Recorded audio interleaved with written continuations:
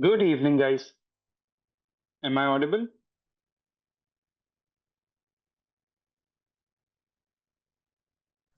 Yes, you are. Wonderful. All right. Welcome to the first session of part one.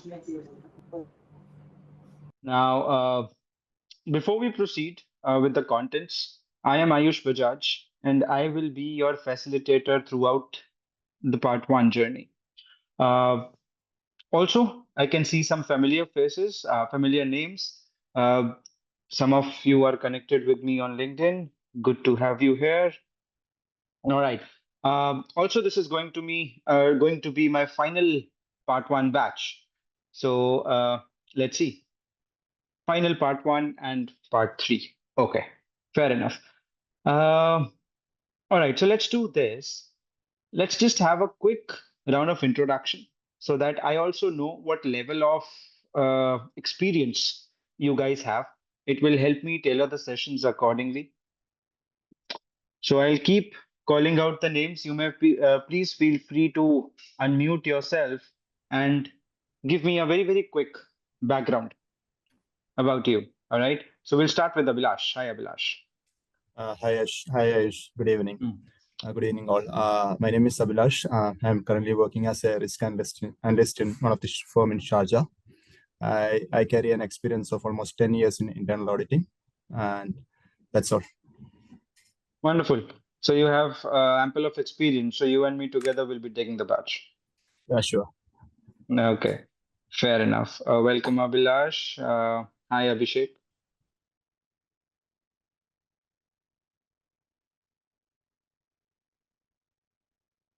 Abhishek Singh, you want to talk about yourself? No? All right. I will go with Ambika.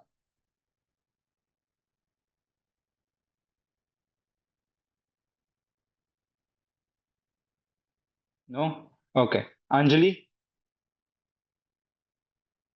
Hi, Ayush. I myself, Anjali Sinha, working with the DBS Bank India Limited, and I have the total experience of the 16 years and working into the compliance as working as a compliance specialist. Okay. All right. Wonderful. 16 years. Okay. So we'll have a lot of inputs from you throughout the journey. Mhm. All right. Wonderful. Yes, Arushi. Good evening, everyone. So, my name is Arushi Jain, and I am carrying 2.5 years of experience from Deloitte and BDO Rise Private Limited from internal audit only. And currently, I am working as a SOX auditor. So, yes, I'm excited. In Deloitte. No, my first company was Deloitte. Currently, I'm Okay. working with BDO Rise Private BDO. Limited. Yes. Okay. All right. Fair. Welcome. Hi, Ashish. Yeah, good evening, everyone. I'm Ashish, and I'm working with Ujjivan for Finance as an internal auditor from last 2 years. All right. Welcome. Hi, Bhagya. Hi, sir. I'm Bhagya Madhuri. Overall, have an experience of around 9.5 years. Currently working in the internal audit function at State Street, Bangalore. And Big Four, I had worked in KPMG in the past. Okay. Wonderful. Then Chetan. Good evening, everybody. My name is Chetan, and I'm working in Ujjivan Small Finance Bank in audit department from past 7 years, and total I have experience of 23 years in banking and finance. All right. Yes, Dana. Did I pronounce it right? Is it Dana? Hi, it's actually Dana. It's Dana. Uh, All right. yes, Dana. I am actually Abhilash's colleague, Oh, okay. and I have 4 years experience in my current company. Wonderful. All right. Yes. Welcome. Okay. Then we have Gotham. Hi, I'm this is not Gautam actually, this is Oh, Chandni. I'm using my husband's laptop, so it got signed in with his ID. So, apologies. Hi, Chandni. yeah, hi. So I have an overall 9 years of experience in internal audits and SOX controls testing. Currently, Okay. I'm working with Blue Yonder, Bangalore, in internal audit function. All right. Welcome. Yes, Indraneel. Hi, Ayush, and good evening to everyone. Currently, I'm working in an MNC in Hyderabad, and it's been 16 years with the company with the current role of internal and process auditor for 6.5 years. Wonderful. 16. So we'll have a lot of guys. Those of you who are telling me, you guys have a lot of experiences. We'll be using your experience, a lot while we are doing the concepts. It's going to be a very interactive and discussion-oriented journey, wherein I'll be asking for your inputs, various scenarios that you are seeing day in, day out, some situations that you have handled. So be prepared for that. Yes, Karan. Hi Ayush, good evening. So I have overall 5 years of experience. Previously, I worked with Deloitte, and like currently, I'm working with Colgate Palmolive India as in the risk and compliance department. Wonderful. Okay. Then we have Karthik Raghunath. Hey, hi Ayush. Very good evening. Myself Karthik. I have 12 years of experience in internal audit in NBFC and HFC domain, and I wanted to upscale into my management role, so I'm here. Okay. Okay. Wonderful. Welcome. Yes, Kiran. Hello everyone, I'm Aayush Vinod. I'm working with Creativity Media currently from 4.5 years. This is Okay. my second organization I'm working with, and overall I have an 8+ years of experience in internal audit and risk management. Okay. Fair enough. Welcome. Yes, Pradeep. Hey Ayush, hey everyone. Good evening. This is Pradeep. I'm from Bangalore, and I have a decade and a half plus experience working with one of the MNC banks, UK banks. I manage the risk and controls. Have been with the control testing area for quite some time. Okay. Yeah, good to meet Okay. you all. Wonderful. Welcome. Yes, Prateek. Good to have you here, my friend. Prateek Khare. Hi, yeah. Hi, Ayush. Recently, I have joined the internal audit team, and I have 5 year of experience in the tax department. So I am currently working with Vastu Housing Finance Corporation Limited. All right. Welcome. Yes, Priyanka. Hi Ayush, good evening everyone. I am having totally 5 years of experience. Previously, I worked in EY as stat auditor and internal controls. Recently, I moved to Standard Chartered Bank as manager internal control testing. Yeah, Wonderful. yeah. Wonderful. Thank you. So then we have Ritika is done, right? No, Ritika.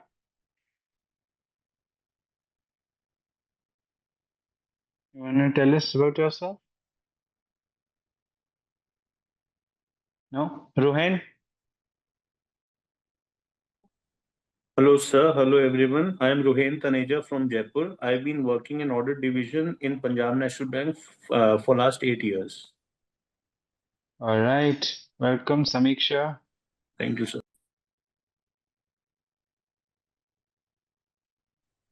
Hi Ayush, hi everyone. My name is Samiksha. I have overall 3.5 years of experience in risk and control assurance, specifically in SOX audit. Currently, I'm working in First Citizen India, and before that, I was working with HSBC in the same domain, that is risk and control assurance. All right. Yeah. Welcome. Yes, Shubham. Hi Ayush and hi everyone. Good evening. So I currently work in Deloitte from last 2.5 years as senior analyst. And Ayush, I was in the previous batch in April, but due to some circumstances, I was not able to give the exam, and the curriculum got changed. So I thought to enroll in this batch again to. Oh, Yeah, good to have you. yeah. Thank you. Arey yaar. You'll have to bear me all over again. Okay, I will try my best. Okay. Then we're at Sonam. Hi, Aisha. Hi, everyone. So I'm working with IDFC. I have experience of 7 years around. So 3 years Okay. I've worked in investigation department, and post that I moved to internal audit, basically looking after thematic audits and product audits, and some of the digital payments audits also I've done. Wonderful. All right. Great. Yes, Shravani. Did I pronounce it right?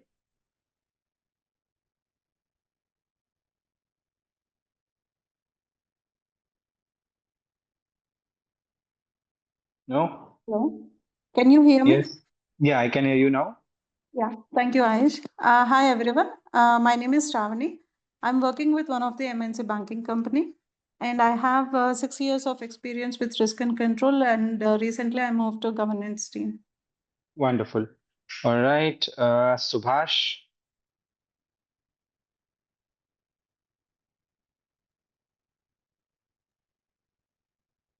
You want to tell us about yourself? Hello, am I audible? Hello. Yes, you are. Yeah, hi Ayush. Good evening. Good evening, everyone. So my name is Subhash Yadav. I'm currently working in Middle East in the internal audit domain. A company is expertise contracting company. So I'm having the 6 years of work experience in the audit domain. So yes, my background. I have done my MBA in the finance. So yes, planning to get the CIA certification as well to get promotion and all. Wonderful. Welcome. Yeah, thank you. Then Vanshika. Good evening, sir. So myself, Anshika, and I have experience of internal audit of 3 years, and I'm from Jalandhar. Now I'm working in a banking sector from 3 years almost. Now I've decided to go CIA exam. Wonderful. All right. Vaishnavi. Hello everyone. I'm from Hyderabad and I have around 9 years of experience into internal control testing, SOX audits, and risk assessments. All right. Wonderful. Yashwant. Hey everyone, I'm from Bangalore. I'm having overall about 20 years experience. Eh, I've got about 10 years plus in compliance, 7 years in risk and control, and 3 years in legal practice.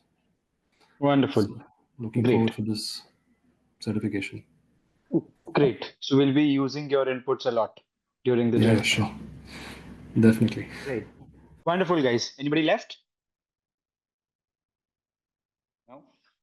Okay. Yeah, hi Ayush. I'm Sumit. Rohit. Yes. So I'm having 9.5 years of experience. So I'm currently working with British Telecom in the risk and compliance assurance, and Okay. where I'm looking at SOX, ECOFOC, and internal controls as well. Great. Wonderful. So, telling you a bit about level one, guys. So, as you know about the CIA journey, it's going to be a three-part journey. Part one, you are doing it with me here. The next parts you might not do with me because that's the last series of parts that I have with VGLD. I am moving out. Uh, Now, when it comes to part one, you have to appear. You have It's a computer-based examination. You know that, right? It's a multiple choice questionnaire that you'll get. So you have to do 125 questions, right? You'll have 2.5 hours to do that. And the passing percentage is 80%, right? You have to minimum achieve a score of 600 out of 750. I don't ask me, you don't have 750 questions, but it is graded in such a manner that the total comes out to be 750, and you have to obtain a minimum of 600, right? So that's 80%. So that is about the exam that you are going to deal with. The difference from the old curriculum to the new curriculum, under the old curriculum, we used to have a very, very simple part one, right? It just touched on a lot of internal auditing conceptualities. We did not used to go some things that are shifted from part two and three to part one, some things that have been shifted from part one to part three. All in all, it is no more a very, very easy thing to crack. But yes, with appropriate amount of practice, with sufficient and appropriate amount of practice, you'll be able to crack this. All right. Regarding the platform, I will be using Glime. You might see me referring to the Glime portal, but it is absolutely fine if you do not have access to Glime. You will then have access to Audit Ace software, which will be there in the VGLD LMS. Right on the left hand side, you will find Audit Ace. It has the same set of questions.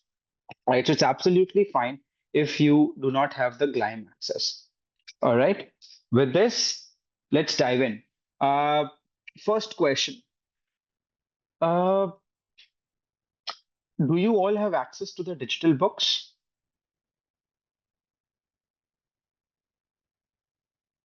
No. No? Sir, are you talking about the blind ones? Yeah. Yes, sir. I do have. I have books. You have. Okay. Do we have a We polling have option? been informed that the digital books are Yes, not but available we for don't. blind We don't have access to registration. that. Sorry, Yeah, sorry. I think VGLD has Yes, just provided us the Glame software access, but I because I'm recently jo joined, so I think I have not registered yet. Maybe it could be the case with all, maybe many of no. us. So I think there are two, three packages that you have. I'm not sure though. One is without the Glime access and one is with the Glime access, right? It Mhm. doesn't have you're not supposed to, it's not mandatory that you'll have to go for Glime access only. It's absolutely fine, as I was just explaining. Sir, sorry to disturb. I have all the parts of the books in soft copy in PDF. If you want, I can share in the chat, then everybody can access that and study from that. Can you share things in chat? My first question is that. In case I can, then in case it allows me to share, I can share. Wait, it's giving me a Google Drive link. No, I think it is not letting me share. Right? Just check if you can share files, because otherwise what will happen is, if you do not even have the digital books, what will happen is you'll just have to read it from the screen. So as and when I am moving, and you'll have to move along with me also, because uh, VGLD doesn't allow me to have a WhatsApp group. Earlier I used to have WhatsApp group for every batch, and we used to have a lot of communication, and I used to share stuff on that WhatsApp group. But now they've requested me to not to have the WhatsApp groups anymore. So it's not possible for me to share the digital copies with you. But yes, if you're connected with me on LinkedIn, I can share it in the LinkedIn message. So you can have that route. That route is available. Secondly, you can reach out to the VGLD team, right? And they'll be in a better position to give you the digital copies, although you should have received it by now, because you're starting with, it doesn't make sense to start the batch without having the books, right? For the professional exams. I actually have asked for such things, but what they informed, he will provide only the physical book, not the digital book. Okay. How am I supposed to help you with that? I can see, I'll be very happy to provide you with the digital books. Just drop me a message, okay? Just drop me a message. I'll provide you all with the digital books. Okay. Can we have a common drive so that we can share the PDF there only? And they don't allow me to do any such thing. I'm not sure Maybe why. even from the batch, if we can have. No such mode available now. Earlier, it was available. We used to share a lot, but now no longer available. So the only thing that you have is to message me, and I'll Aayush, how provide do we you. find you on LinkedIn? You can find me by this. Sorry, I don't have access to the chat on Zoom.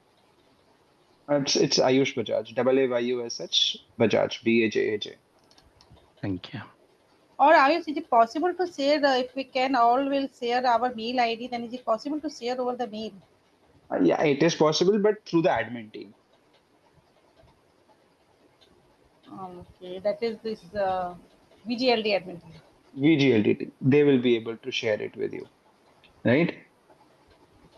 Okay, so I've already started receiving messages. Okay, I will, once we take a break, I will share all the digital copies with you. All right. Okay, so till the time we don't break and I don't share the copies with you, digital books with you, we'll start through my books.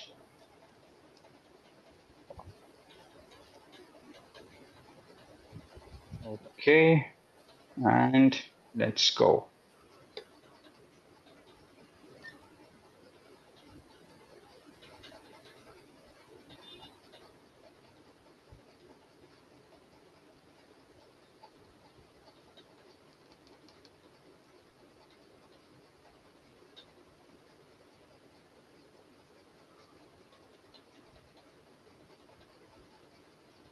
Okay. All right, guys. So, chapter number 1 will still deal with basics. All right. And there is one request that I have. Until and unless you're not speaking, please keep yourselves on mute. All right. Wonderful. Now, there are a lot of experienced people out here. In fact, all of us have some level of experience into the foundations, into the concepts of internal auditing. Right. So, I will ask a very, very simple kind of a question. And that question is, what is the need to have an internal audit department in a company? Basic, very, very basic level question.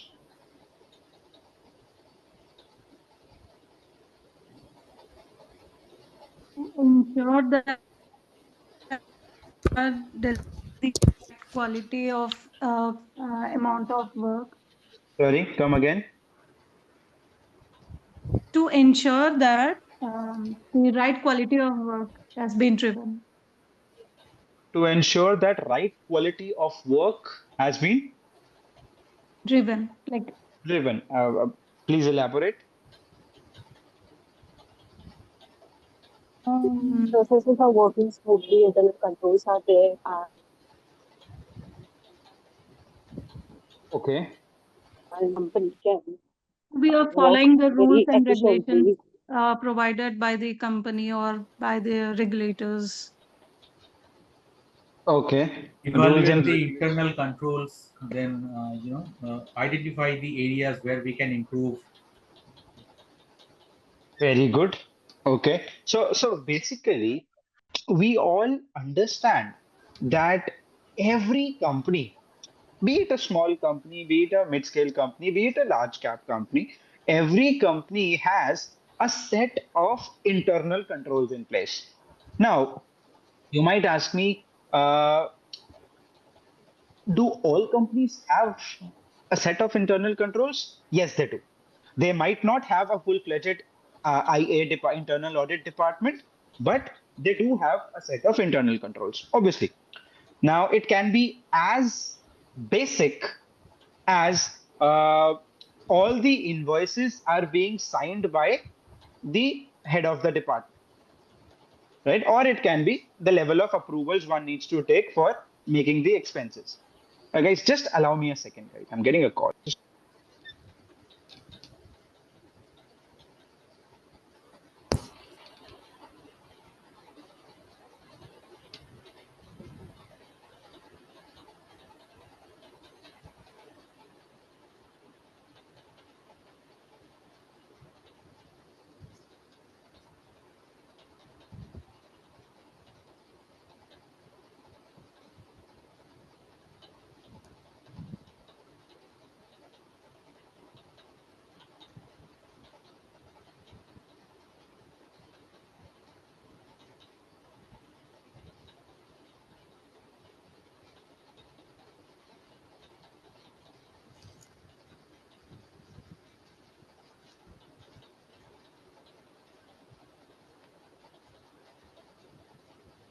Yes, guys. I'm so sorry. Yeah. So it can be as simple as somebody signing on the invoices and as it complicated as a series of approvals in place. Now, why a need to have internal auditing department? to make sure that the controls which have been designed by the management are working as they should. And if not, we have to give some recommendations to improve the controls, right? Hence, your task is to provide value. Your task is value addition in the company. All right, great. So we all understand that, right? So starting with the very basic purpose of internal auditing. Internal auditing is an independent, objective assurance and advisory service designed to add value and improve an organization's operations. Lot of technical terms. My first question: what do you mean by independent? Being independent. What do you mean by being independent? Not being Unbiased. influenced by the board or the management, and like someone said, unbiased, right? Not being influenced by the management. Then what is the difference between independent and objective? Being Objective is independent. something which is unbiased, and independent is not getting influenced by, like your decision doesn't get influenced by any of the other situations or things. Okay. Uh, Basically, can I say independence is when you do not have any conflict of interest with the company? Yes. Yes. Can I say that? अब Yes. ऐसा नहीं होना. I'm sorry. I'll keep it in English. Now, it should not happen that uh, you know, it should not happen that I hold 20% stake in my oddity company. Can I hold 20% stake in my oddity company? No. No. No. Why? What is the problem? So it will create a conflict of interest. Okay. How will it create a conflict of it? You may take decisions which are in favor of your self interest versus what needs to be done. Okay. So, okay. They might have an influence on their decisions and their reporting or a way of working. Yeah. Fair. Okay. So basically, what you are trying to say is that if I hold, let's say, 20% stake in my oddity company, now the problem is, what am I interested in? I am interested in that stock price to go up. Right? We all agree to that. How will that stock price go up? The results are good. When the results are good. When will the results be good? Either you have performed very well or you have manipulated very well. So if I am interested to show a good bottom line, a net profit or net income in the company, right? I might do away with certain manipulations. I might ignore certain manipulations. Now that is the problem. If that happens, the entire purpose of internal audit fails. Okay. Second situation, can I have a joint venture, some other joint venture with the CEO of the company? No. No. Okay. Now the company is not impacted. Because CEO has the authority to make decisions which may have an impact on the financials or company's operations.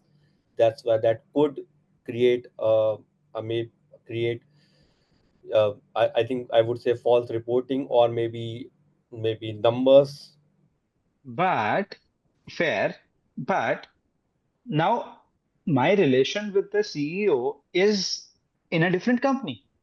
I am the internal auditor of a different company. CEO is making decisions for that company where I am the internal auditor. So what is the problem? Sometimes situations might come where you cannot go against CEO, considering that your relation with Very good. other business I, might get yeah, hampered.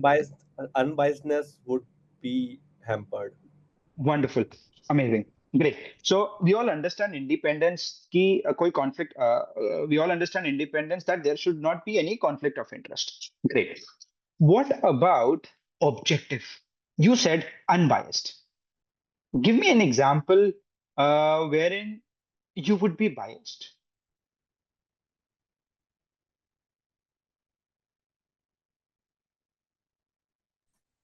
Your near relative is working in a division where you are auditing. Very good. Suppose my father is the head of, let's say, the purchase department. Can I audit purchase department? No, Yeah, why not? because if anything comes out, maybe a fraud, or if we have identified something, so we might keep it. You You have to will keep have it. conflict of interest. It's Yeah. You simple. will have to keep it. Okay. It's simple. You don't stand against your father. Yeah, but yes, absolutely right. Great. Independent, clear, objective, clear, assurance and advisory service. There are two words, assurance service and advisory service. What is the difference, broad difference between the two? Assurance means something which we are expressing our opinion on Great. something, and advising is you are giving your expert opinion whether the object to meet that objective, whether it is correct or not. Amazing. So assurance, so I'll give you this exam hack. You'll have some questions in the exam for sure. It can be one, it can be more than one. That will give you a scenario and it will ask you whether it is an assurance engagement or an advisory engagement. All right. Uh, so the only hack to solve this question is just look for the word opinion. If you are providing an opinion on something, it is an assurance engagement.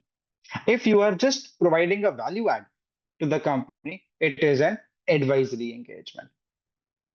All right, wonderful. So internal auditing is an independent, objective, assurance and advisory service designed to add value and improve an organization's operations.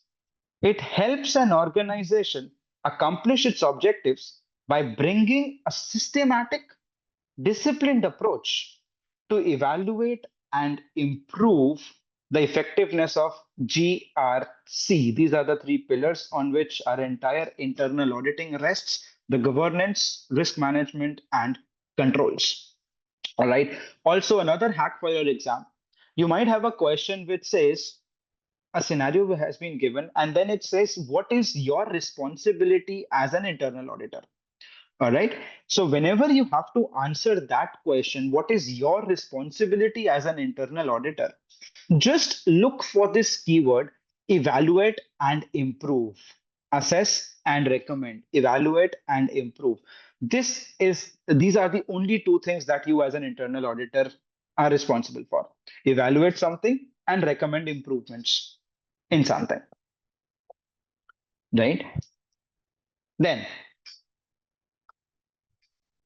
internal Hi, auditing Aayush. creates, sorry. I'm sorry to disturb you. Could you please confirm the difference between independent and objective? Independent is like conflict of interest. We should not share, Independence, hold yeah, any sharing. independence we say when we do not have a conflict of interest with the company. It can be any conflict of interest. Objective by default means your unbiased nature. Okay, example? Example, independence, you're not independent if you hold 20% in the company. That's an independence issue. But if you get influenced and you do not provide an objective opinion, let's say, you become unbiased. I mean, you become biased towards a situation, and now that is you not being objective. All right. So one question on this, Ayush. So how does it Yeah. work for internal auditing teams and big companies? As in, You're talking about a company where you have a stake in it, or you are in a joint venture with the other partner, something like that. But companies like big companies like Citibank or any multinational companies, they have their own internal audit teams, right? How does the statement work for them? This statement works, for example, the relative issue, right? The big four guys. At the start of the engagement, are you required to sign an independence confirmation? I think you sign it every year. Yes. Right? Do you get Yes. independence So, confirmation yeah. from the HR? I think Pradeep, it could be because how your reporting structure, organizational structure is based. So if you are reporting to CFO, your internal audit department is reporting to CFO, and then your function is auditing finance department and finding some key frauds or some key maybe key findings which may have an impact of your CFO role. So that could, so that's how an independence assurance required in audit internal audit function. That's why most of the organizations which are MNC requires internal audit department to report to the board directly, CAE to report directly to the board. So these things are coming into the picture, but it is still on a very newer side, so on a very initial stages. So No, this that's right. also, and I guess it's pretty much. also ESP, when you're hiring the external service providers, if you hire somebody who's related to the company, then again there's an independence problem as a team, right? So independence you have to confirm for yourself also, and the CAE has to confirm it for the entire internal audit function as well. Okay, Right. cool. So we'll do all of these statements, right? When the CA reports to the board, ESP, and all the concepts will come. Don't worry. All right. Then internal auditing creates value by providing the board and management with independent, risk-based, and objective assurance, advice, insight, and foresight. My question is on the word risk-based. What do you mean by risk-based assurance?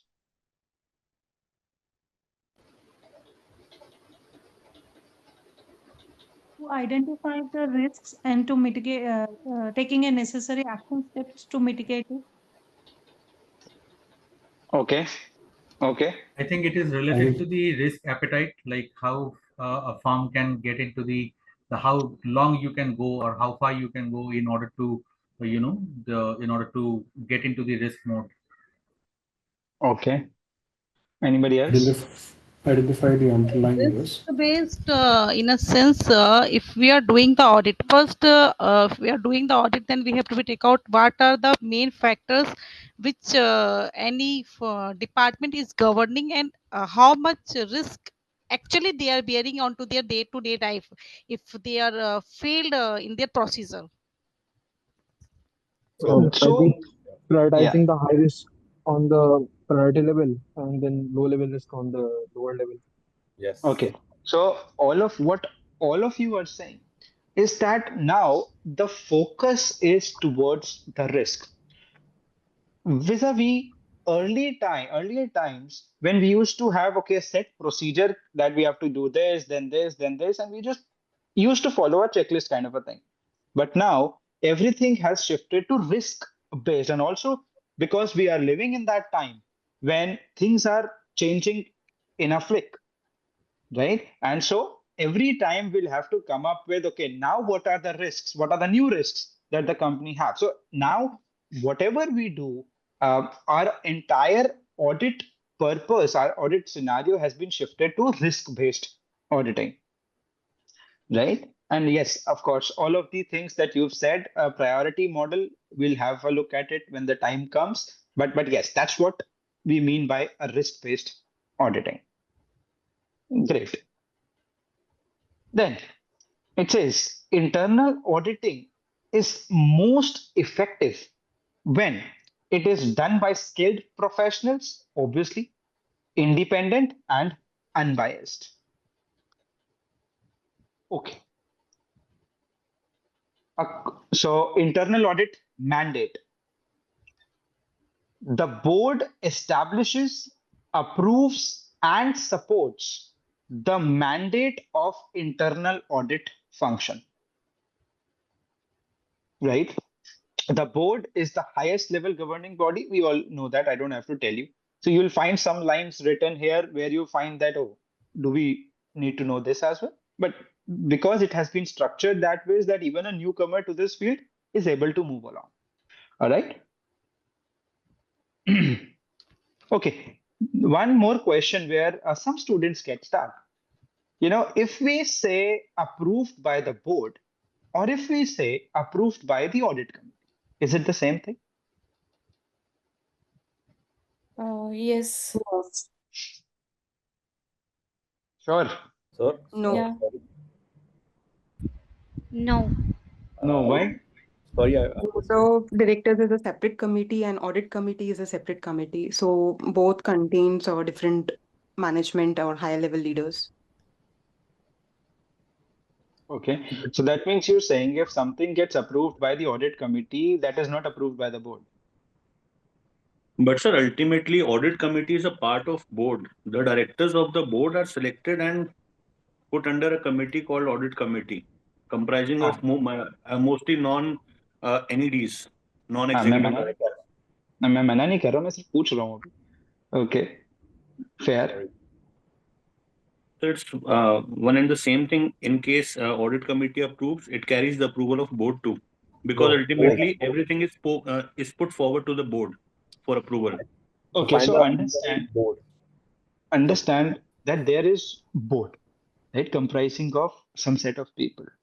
Then, see, a board or the same level of people cannot do everything together, right? So, what is decided is that they can delegate some responsibilities to the subcommittees. So, all of these committees are the subcommittees of the board itself. Audit committee, risk committee, remuneration committee, nomination committee, right? All of these subcommittees are board, right? It's just the subcommittees of the board. All right. Okay. The mandate. Now, what is there in the mandate? The mandate specifies internal audit's authority, role, responsibilities, and is documented in the audit charter. We'll talk about what is charter in a little while. It gives internal audit the right to provide the board and the senior management with objective, assurance, advice, insight, and foresight. Thus, internal audit has a dual reporting relationship with the board and the senior management. Very important line. Internal audit has a dual reporting relationship with the board and the senior management. What is this dual reporting relationship that we're talking about?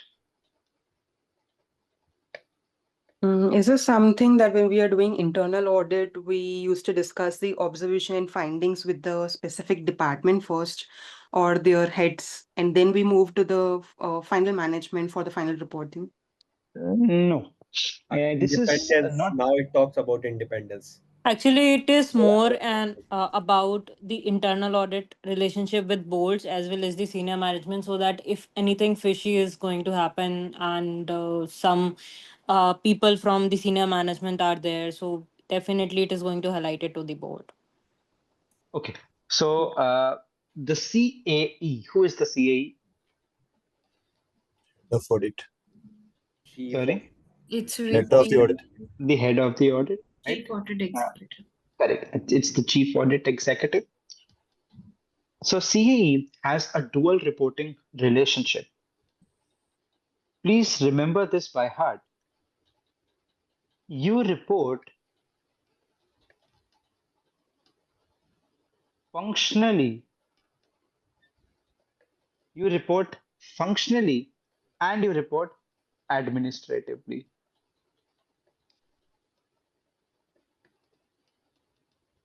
Right? You report functionally and report administratively. Now, you report functionally to the board and you report administratively to the senior management. And when we talk about the senior management, we're talking about the CEO. the CXOs, the C-suite, right? But more primarily, it's the CEO. So functionally to the board, administratively to the senior management. Now, how would you differentiate between these two words, functional reporting and administrative reporting?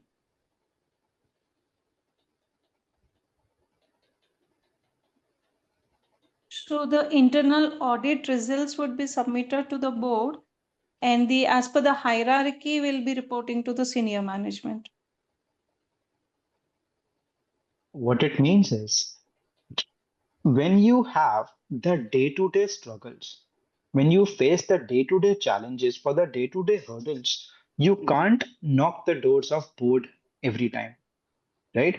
For the day-to-day things, you have the senior management with you, you have the CEO with you.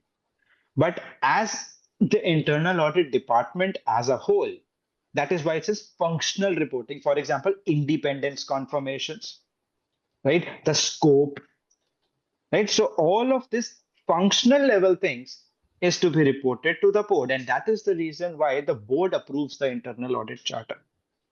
I will talk about that. So the CAE has a dual reporting relationship, functionally to the board and administratively to the senior management. Okay. So here day to day in the sense like Sorry. so here day to day struggles in the sense like related to audit which they are doing. Yeah, I mean, of course.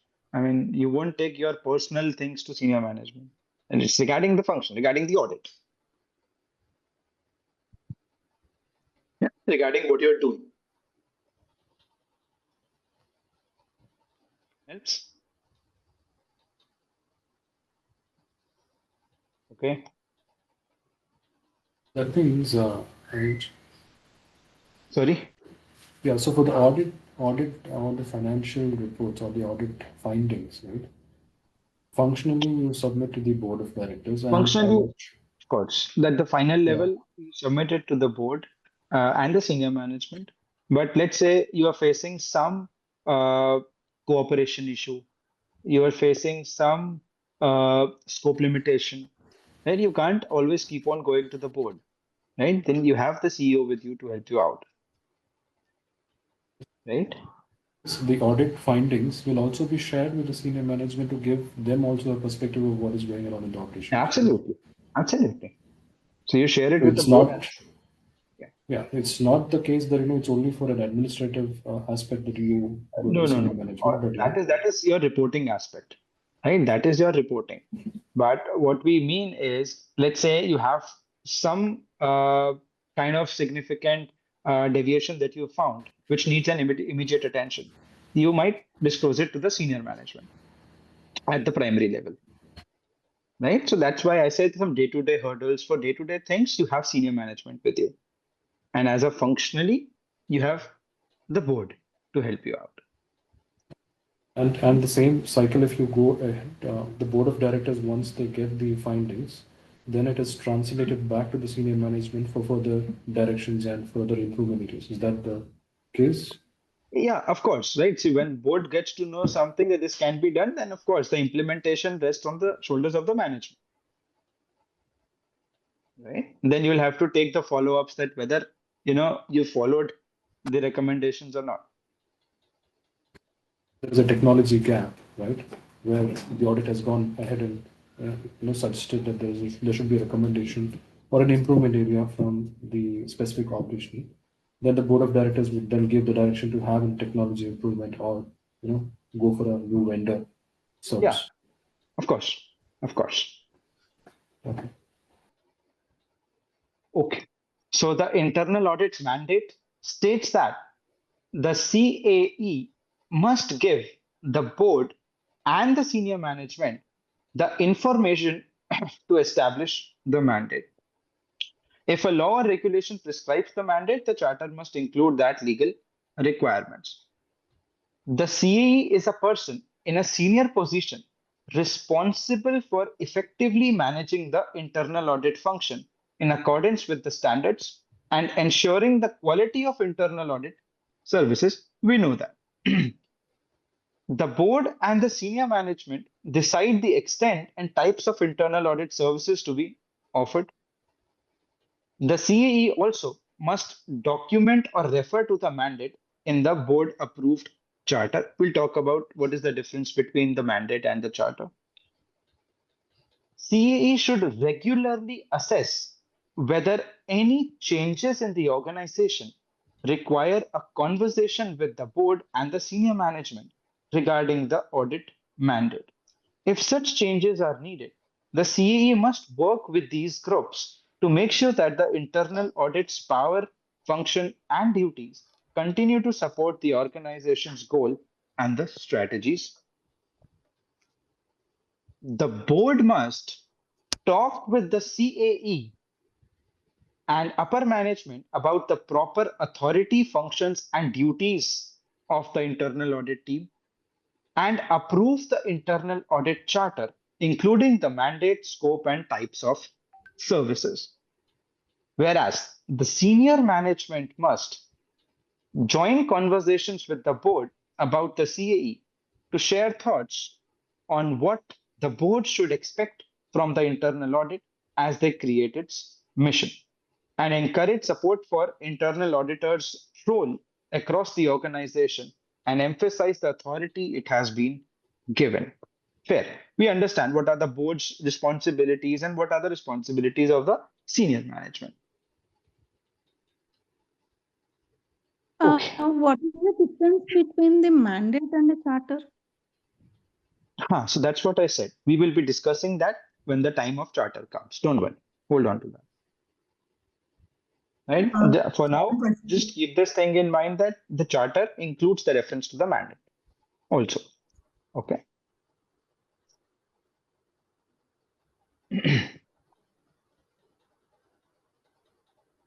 Okay. So the things, so see, it's not possible for me to read each and every line. The things that I am leaving is are the things that you have to self-read yourself. The scope of services for the internal audit function covers all of the organization's activities under review by the internal audit function. The scope may include all activities, assets, and personnel, or may be restricted to a subset. The scope may specify the nature of services or other limitations. So basically, scope is what is it that you are going to do. Internal audit services may be simply assurance and advisory services, or maybe more specific, such as performance auditing, assurance regarding internal control over financial reporting, and investigation as well. Circumstances may justify a follow-up discussion with the board and the senior management on the internal audit mandate or other specific aspects of the internal audit charter. Sometimes when the standard changes, any acquisition or reorganization has taken place, if there is a significant change in the composition of the board or the senior management, any change in the strategies or the risk profile of the company, or any new law or regulation that has come up. The CAE should formally consider any such changes at least annually.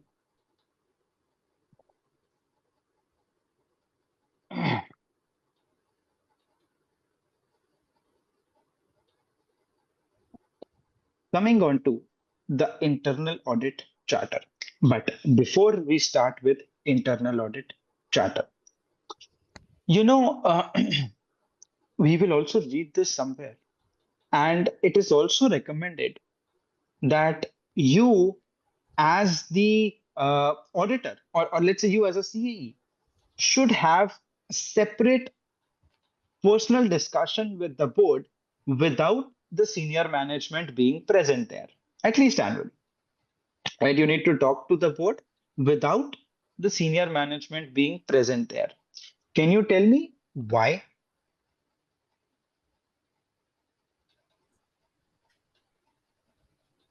to highlight the issues where we don't want the senior management to get involved.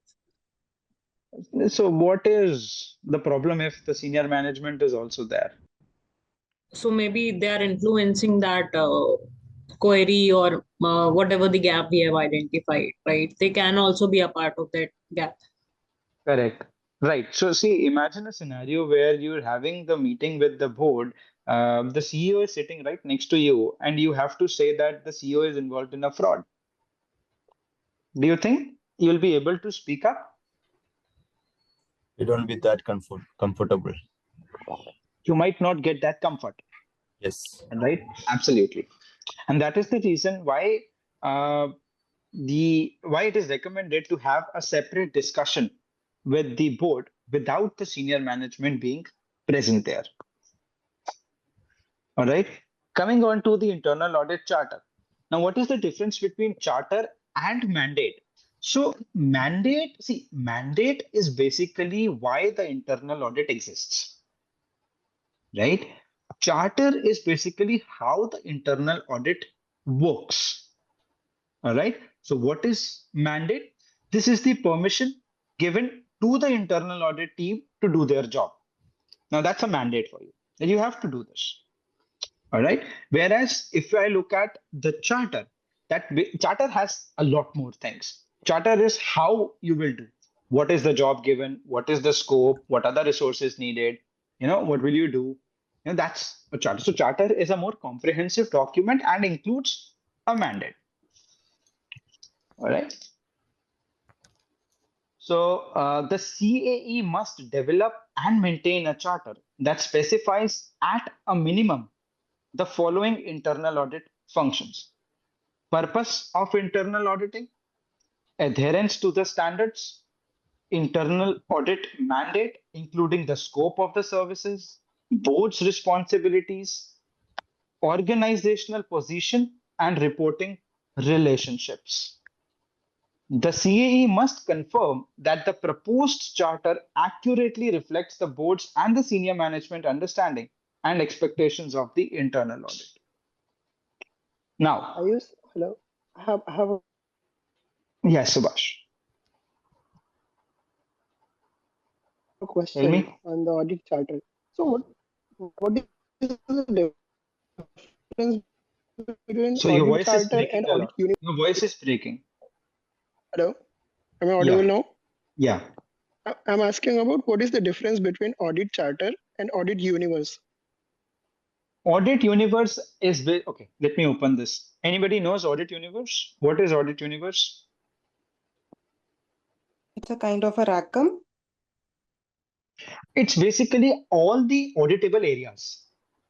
That's audit universe. All the auditable areas in the company forms the audit universe, right? Audit charter is that one formal document which is approved by the board, which tells, okay, this is your job given to you. This will be the scope. These will be the resources. You will be able to access these people. You'll be able to access these files.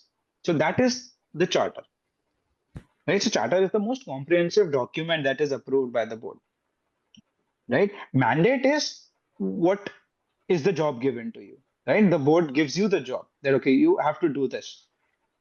Audit universe is all the auditable areas within the company that forms part of the audit universe. Okay. One more question is there. Yeah. Who designed the mandate? The management gives the mandate to you. And you can be the internal person in the company designing it. The management approves it. So it's basically given by the management to you. Similarly, things happen with the charter also. You draft it, take to the management for the reviews. Okay, got it. Thank you. Can we say mandate is an engagement letter and charter is kick-off deck or risk and control matrix? Yeah, on a broad level. Okay. The board must talk with the CAE and the senior management about additional subjects that should be part of internal audit charter to ensure the internal audit function operates effectively. Endorse the internal audit charter, which outlines its purpose along with the range and kinds of services it will provide. Review the internal audit charter with the CAE to evaluate any modifications needed due to the changes within the organization or the nature of services provided, etc., etc. Senior management must communicate with the board and the CAE concerning management's expectations that deserve evaluation for incorporation in the charter. Basically, any such area which senior management thinks should be a part of the audit. The charter should describe administrative reporting requirements, such as the process for approving the internal audit functions, HR, administration, and budgets, approving the expenses, and reviewing the performance. If laws or rules define how reporting should occur, those also should be clearly explained. The CAE should tailor the internal audit charter to reflect the specific characteristics of the organization. It needs not be a standard document that is followed for all the organizations. You can tailor it to the characteristics of the organization. The CAE usually shares the final version of the internal audit charter at a board meeting for discussion and approval. I hope this solves your question. The CAE and the board need to decide how often they will examine the charter to ensure it still supports the goals of the internal audit function. It is a good practice to review the charter at regular intervals, refer to it whenever there are questions about internal auditor's role, and make updates when necessary. So it should not be the case that you do it one time and you forget about it. It might need a constant monitoring and review. The following are other topics relevant to inclusion in the charter. Safeguards for objectivity and independence. What are you doing for the safeguard? What are those safeguards? Unrestricted access to records, people, facilities, etc. Communications with the board and the management. What will be the process like? How the disagreements will be handled? Quality assurance and improvement. There is a QAIP, Quality Assurance and Improvement Program. Earlier, it was a part of part 1. Now it has shifted to part 3 because part 3 is more of a functional level discussion. Now, and any approvals that will be there, right? So charter, as you can see, will have a lot of things. Now, this part says exactly the things that we have already discussed. The purpose of internal auditing cannot be fulfilled unless the CAE reports directly to the board, is qualified, and is positioned in the organization so that the function can discharge its services and responsibilities without any sort of interference. All right. So we already know what independence means now. Independence is freedom from conditions that impair the function's ability to perform the responsibilities without biasness. All right. CAE must confirm to the board the organizational independence of the internal audit function at least annually. The CAE also communicates the instances in which the independence may have been impaired and the actions or safeguards addressed the impairments. What actions did you take? The CAE must document in the charter the reporting relationships and organizational position of the internal audit function determined by the board. The CAE should have many opportunities to communicate and interact directly with the board.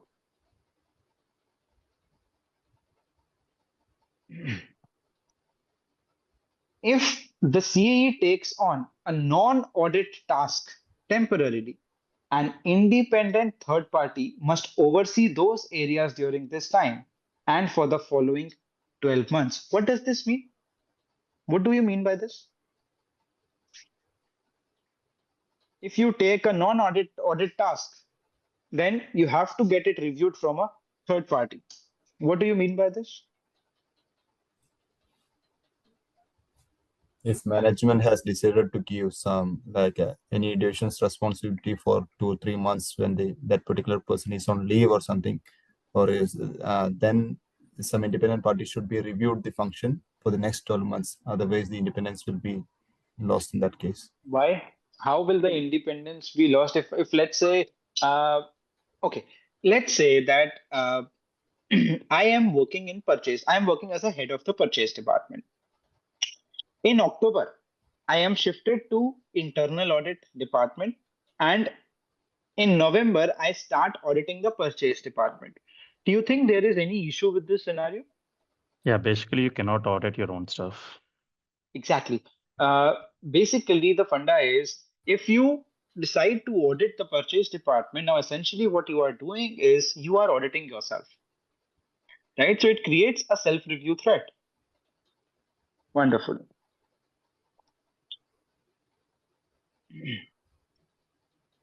Now, again, a lot of times we'll have this board responsibilities, senior management responsibilities. So the board must create a direct connection between the CAE and the internal audit team, which helps the internal audit team effectively carry out its responsibilities, approve the hiring and dismissal of the CAE, I offer. just one question. Sorry to interrupt you. Isn't it the CIE and the internal audit team both the same? CAE and the internal audit team both the same means? Um, Say for example, I mean, CIE is nothing but who The is a head of the senior, department. yeah, head of the internal department, Okay. and the internal audit team is something who reports to him, right? Right. So, So no, I mean here the statement it says it has to create a connection between already there will be a coordination between CAE and an internal audit team, right? yeah, So, fair. Fair. If some internal conflicts arise or some kind of situation arises, then how will you solve it? Right? Ultimately, the board has to intervene, right? okay. Allow the CAE to have direct discussions with the board about important and sensitive issues, including the possibility of holding meetings where senior management is not present. Require that the CAE be in a position so that services and responsibilities can be performed without interference, including the ability to bring matters directly to senior management and escalate them to the board. Acknowledge impairments of independence when approving roles for the CAE. Engage with senior management and the CAE to establish safeguards if the CAE's roles and responsibilities impair independence. Engage with senior management and to ensure that the internal audit function is free from interference and any kind of scope limitations. Now, coming on to the senior management, assign the internal audit function to a level in the organization that enables it to perform its services and responsibilities without interference. Recognize the CAE's direct reporting relationship with the board. That means you cannot say no to it. Engage with the board and the CAE to understand potential impairments of independence and support the appropriate safeguards that have been taken. Communicate to the board the reasons for appointment or removal of the CAE. Solicit input from the board on the performance evaluation and remuneration of the CAE. So that is, the responsibilities of the board and the senior management. CAE's administrative reporting relationship is often to a member of senior management, which enables access to the senior management and the authority to challenge the management perspective. Basically, what it means is, as an administrative reporting, you have to report it to the C suite, right?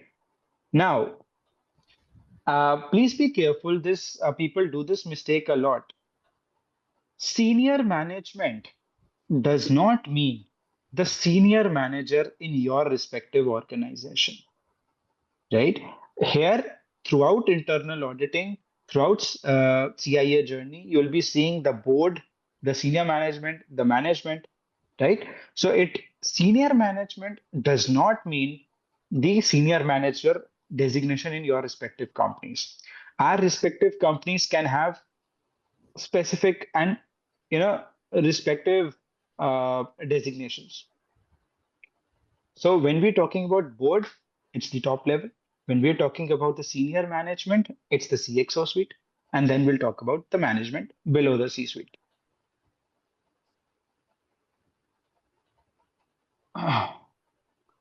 The leading practice is for the CAE to report administratively to the CEO or equivalent, although reporting to another senior officer may achieve the same objective given the safeguards.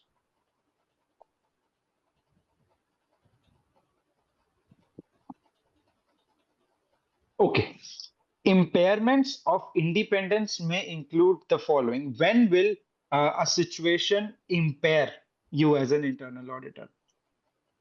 When the CAE lacks direct communication with the board, when the management attempts to limit the scope of services previously approved by the board, management attempts to restrict access to data, management pressures auditors to suppress or change the findings, reduction of internal audit budget leaves the function unable to meet the responsibilities,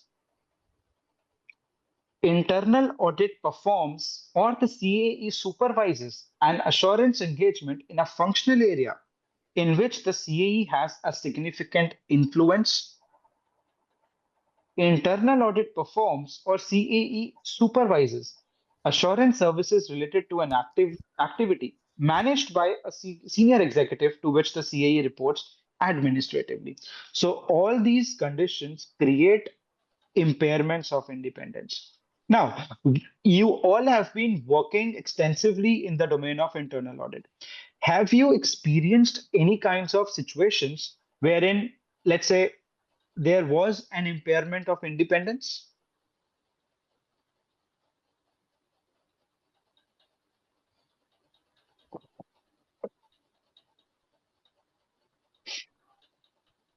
Nobody has experienced. I guess the third point is something which we usually face most of the times. Restriction to data? Yeah, not providing as much as you need because they know that there may be some sort of findings in that particular area. Right. So what do you do then? How do you solve it? We definitely go back and ask for it, understand the reason for the restriction, see if there are any genuine restrictions, and if nothing works out, you definitely have to escalate and get what you need. Absolutely. Absolutely. And what is the weapon with you to tell them that you are absolutely authorized to look into the data? Audit charter. It is the charter. Wonderful.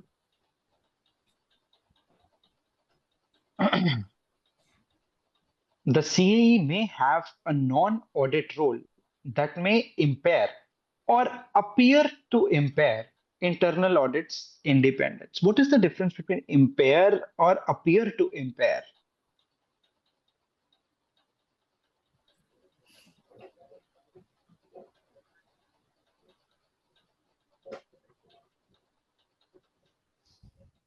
How would you Appear define? to impair is something which might impair.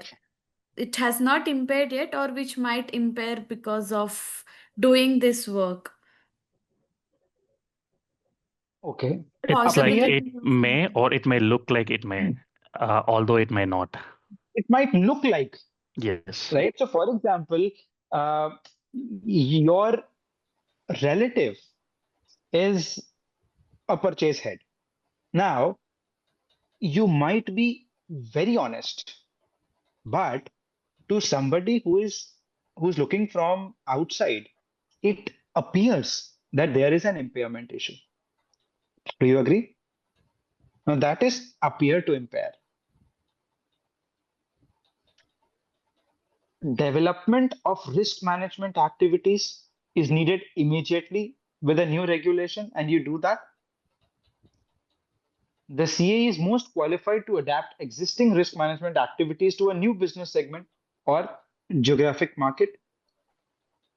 The organization's resources are too limited or it is too small to afford a separate compliance function. Now, all of these might impair or appear to impair the independence. Ayush, I have a question here. Like, see, the previous page as well as this page, we see there is a particular term called non-audit role or non-audit requirement. So, what does exactly mean this? Like, what do you mean by non-audit? Let's say you perform a valuation service. Mm-hmm. Let's say you're performing tax, you're filing tax returns. Mm-hmm. Let's say you're preparing the financial statements. All of these are any activity which is not related to you auditing. That's a non-audit service. So, in a process or in an organization, what would be the example of non-audit? When in a process, let's say you are responsible to frame the internal controls for a process. Correct. Or follow And the that's a internal non-audit controls. area. Right? So if you are making the controls and you get involved in audit also, then again, that's a problem. Right? So that is one such example. Okay. All right.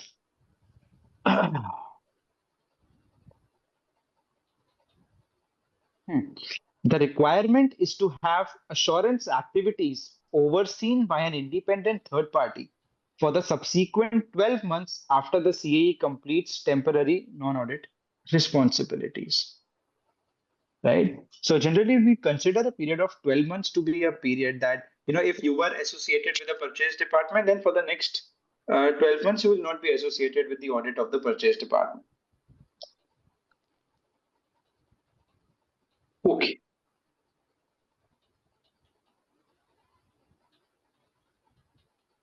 So Ayush, as per the last line, like CA should discuss with board whether 12 months period is sufficient or not.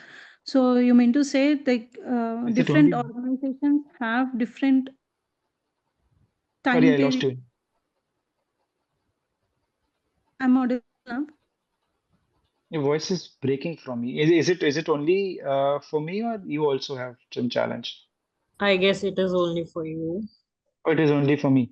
Okay, Yeah. can you come again? Yeah. Shravani, In the please. previous page, in the last line of the previous page, can you go back to the previous page? The last line, the CAE should discuss with the board and senior management whether 12 months is appropriate.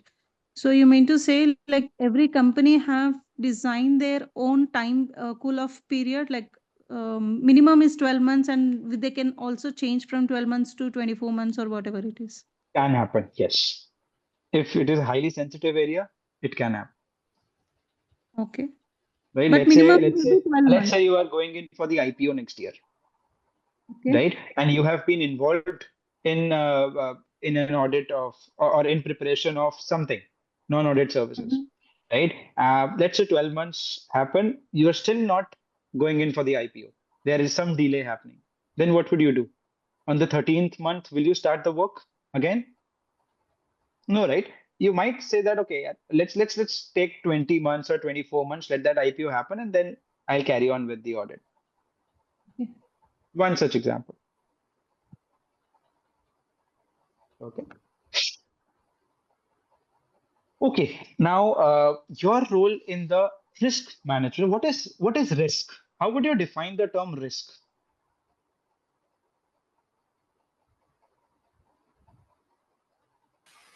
Any threat? Sorry? Any threat means Any threat.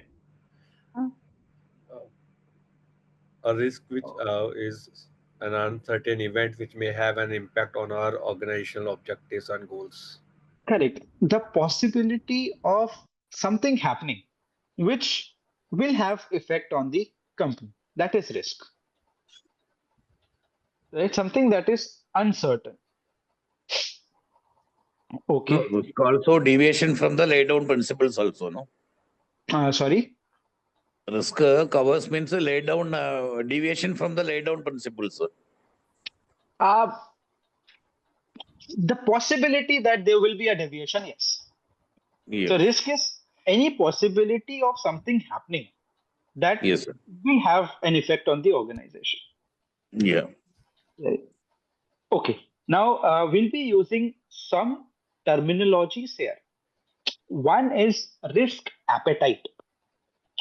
So there are two words that we'll keep on using a lot. One is risk appetite, and the other is risk capacity. So how would you differentiate between the two? Risk appetite and risk capacity? Risk appetite is something that a company willing to bear, and risk capacity is the maximum risk which can happen within a procedure process, or you can say operations. Correct. So let's say, I'll give you a very simple example. Let's say you have received your salary and you decide to invest an amount of 20,000 rupees you decide to invest 20,000 rupees. Out of 20,000, 12,000 you invest in stocks, 8,000 you invest in bonds. Now, what is your risk capacity?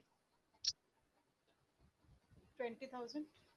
20,000. And what is your risk appetite? That we have invest into the stock. That Sorry? Stock part that we have Stock part, stock. right? That is your risk appetite. Your capacity is 20,000. Out of the maximum, what are you willing to bear? Right? That is your appetite. Wonderful. Then I use we have this also there is one more terminology like okay, risk tolerance. tolerance. So Very good. What is risk tolerance? It's the same risk capacity. Not the same as capacity, but how much do you agree to tolerate? You might have capacity up to 20,000, right? Your appetite might be 12,000, but I am ready to tolerate only 10,000, right? That is tolerance. So we will keep on discussing these terminologies as and when they come. Don't worry, everything will come. All right. The three lines model. Now, how would you define the first, second, and the third line? Let's just discuss this. We are all equipped. We're all experienced enough. What is the three lines model?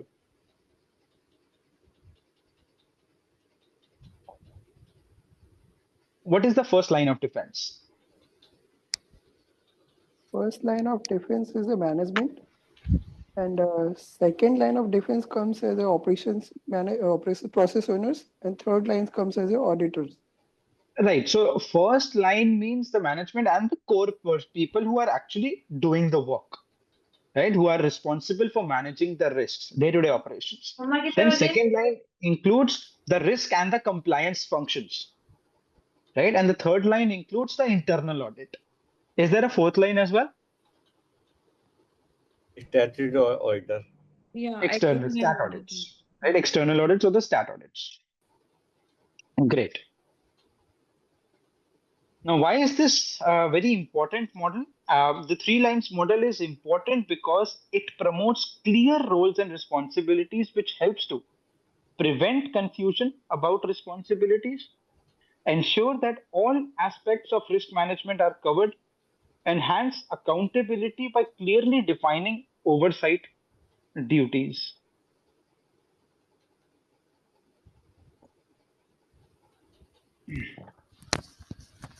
All right. Then there are some principles. There are 6 principles that you have to remember. The first is the governance. That means there should be appropriate structures and processes. Then, second is the governing body regulations. They should ensure structures exist, objectives and activities aligned with interests. Now, this is governing body rules. Then, the first and the second line rules. Now, what is the responsibility of the first line? The delivery of product to the customer, right? Second line, compliance and the risk functions. Third line, what is your task? Evaluate and improve, right? Ayush, just sorry to disturb you here. For the three Yeah. line of defense in the banking, this is the very recently, because earlier scenario there is the only one audit was going on, that is the internal audit and the external audit. But in the new scenario, I have seen in many of the organizations, except the internal and the external audit, there is one more line of the inspection is going on, in which there is their own separate team which they are doing some testings and auditing of the branches with the sample sizes, and the purpose of them is to make and to prepare the branch for the further audit, that is the internal audit. So we can say here that is they are the second line of the defense in such a case. Absolutely wonderful. Okay, they are the second line. Thanks.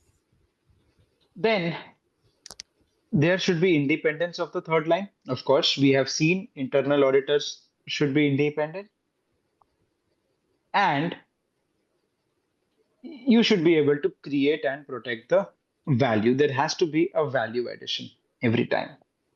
All right.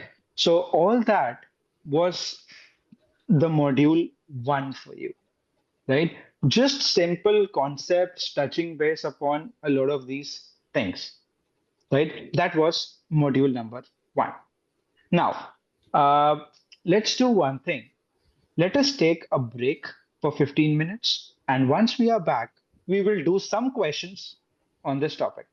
Do you have the bandwidth to do the questions today? Or you want to do it tomorrow? You can do it today. No, we'll do You can do it today? Okay. So you have the schedule with you, right? Friday, the class will be at 7. And Saturday, the class will be at morning 9 a.m. So tomorrow, it's a 9 a.m. session. Okay, so let's take 15-minute off. Once we are back, start with the questions.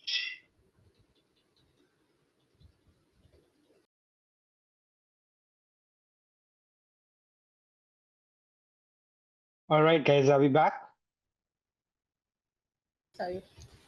Yes. Yes. Okay, let's take up 20 questions.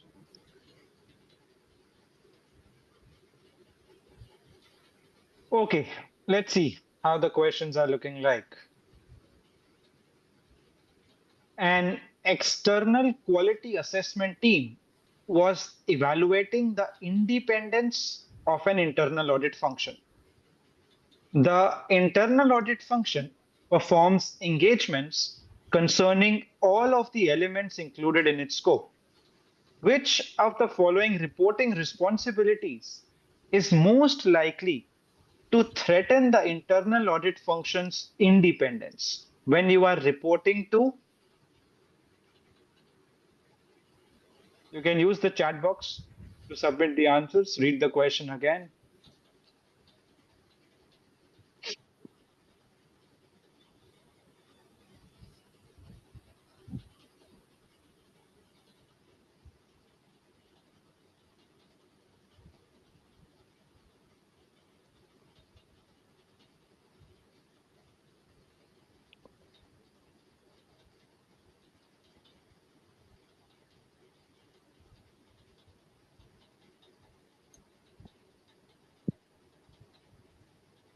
Guys, I think you need to read the question again carefully.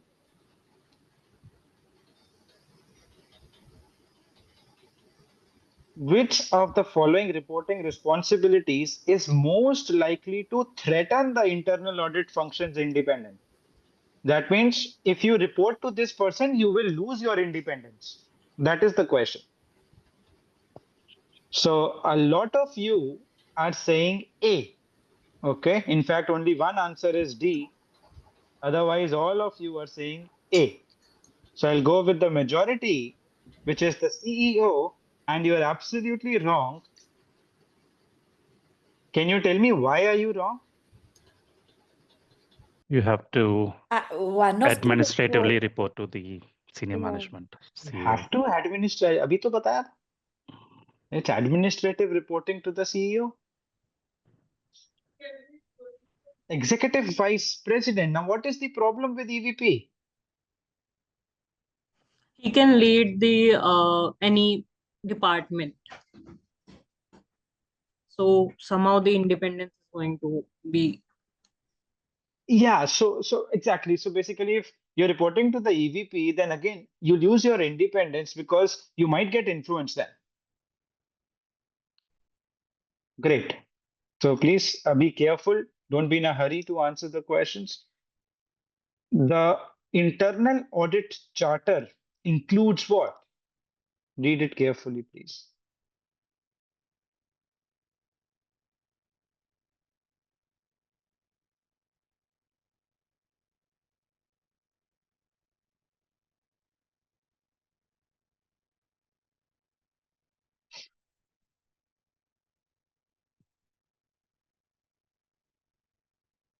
Okay. All of you are saying B. Absolutely right. The formal definition of purpose, authority, and responsibility. Great.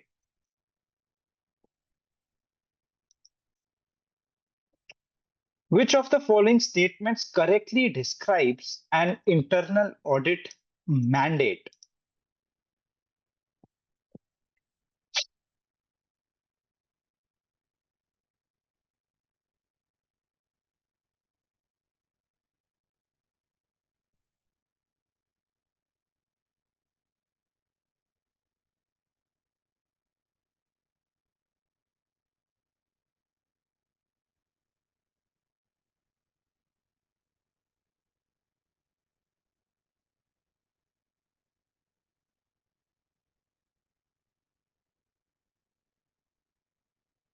Okay. What about others?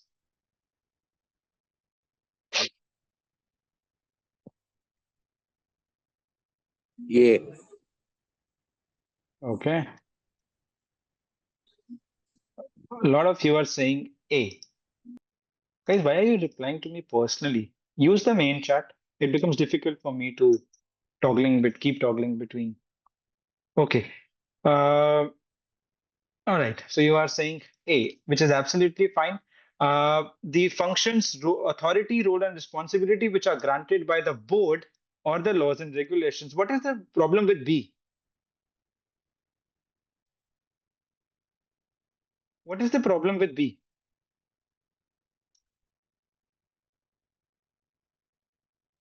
Here it's the CA, not the board. Exactly. It is to come from the board. What about C? C This is is the charter. Internal audit charter. correct. Very good. This is the charter. And what about D?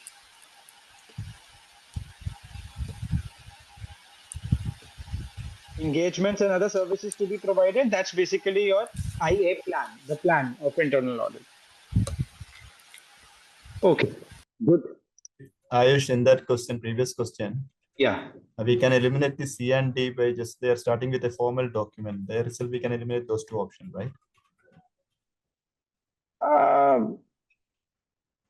Not exactly, right? Mandate भी तो कोई formally sign करोगे. There has to be a proper approval on the mandate also, right? Okay. With the board. Which of the following is most likely to address the risk of potential impairments of independence or objectivity when the CAE undertakes major responsibilities in the compliance department, which will address the risk of potential impairment of independence?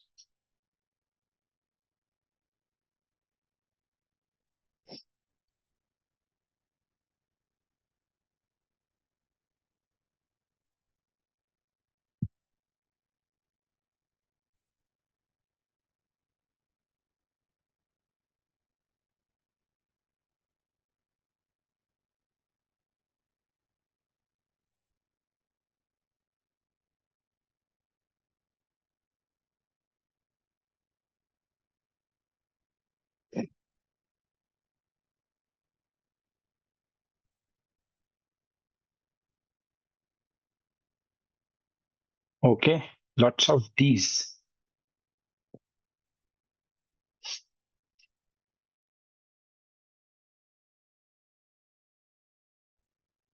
One. What is the problem with D?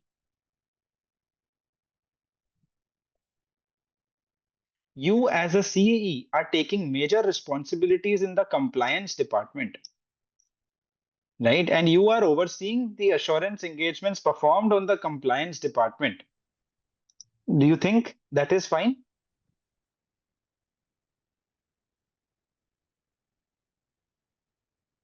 No, right? Again, guys, you have to read it very carefully and tie it up with what is the requirement. Okay, what about A? The compliance department provides training to familiarize the CA with compliance activities. The CAE seeks approval to report functionally to the board, and the CAE reports administratively to the board to ensure reporting lines and responsibilities are evaluated by the board. So I'm getting C also as answers. Shabash, beta, shabash. Very nice. Administratively to the board report करते हो या functionally to the board report करते हो? Do you report administratively to the board? Or you report functionally to the board?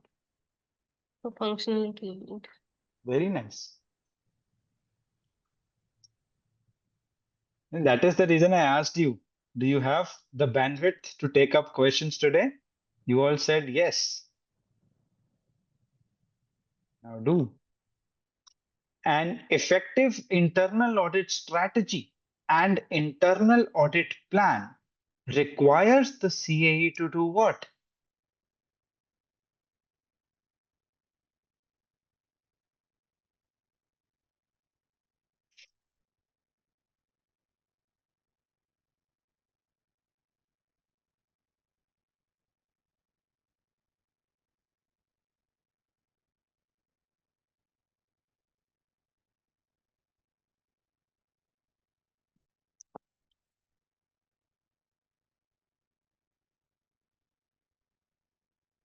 Okay.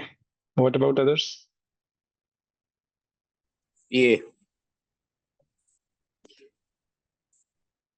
Okay. Okay.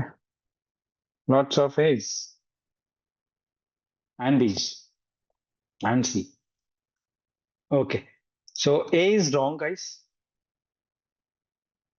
Can you tell me why? That's a compliance role. It's non-audit role. That's first line of defense rule. Yeah. We are there Absolutely. for assurance, not advisory. And No, no. creation is with management and the process owners. Creation is with the management, right? You don't create anything. You don't implement anything. Okay. Understand risk management, of course. Right? You are doing a risk-based audit. Okay. And what is the problem with C? Some answers are C also. Communicate independence concerns with the CEO. Now, when you talk about the independence concerns, that happens at the board level, not at the CEO level. CEO is the administrative reporting, right? Some day-to-day hurdles that you are facing, that happens to the CEO.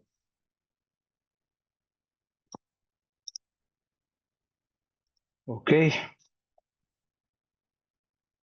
The organizational level to which internal audit function reports. Guys, okay, it is absolutely fine. This is the first time that you are doing the questions for CIA. It's absolutely fine to go wrong. And that's how you will get trained as to, what are the things that you need to focus on.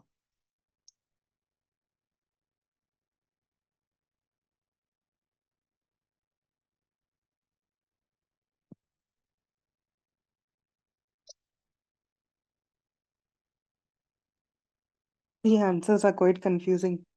And yes, and it will be more confusing in the exam.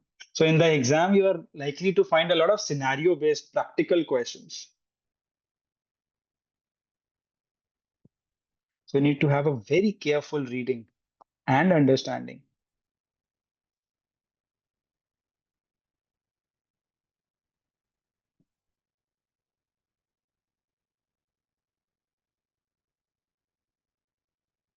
So whenever you find this type of a question, guys, think always which option is the most appropriate answer out of the given four, and how does it tie up with what is required.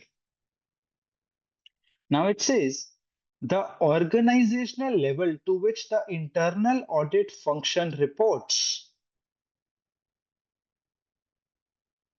requires only the board's annual approval of the engagement work schedule, staffing plan, and the financial budget, is guaranteed when the charter specifically defines the function's independence, is best when reporting is only made to the board of directors, or D, must be sufficient to permit the accomplishment of the function's responsibilities.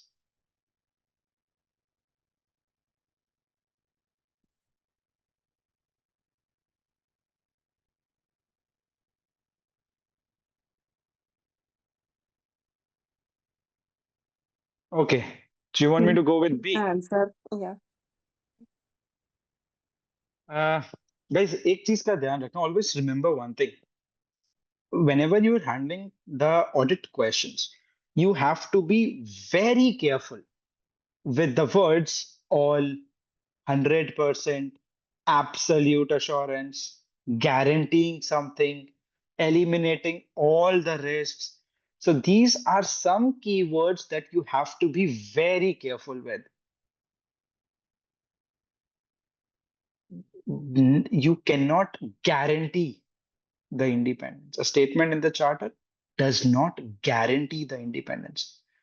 Guys, अगर आप ये सारे options पढ़ें with the first line, if you read all the options with the first line, you will get the answer.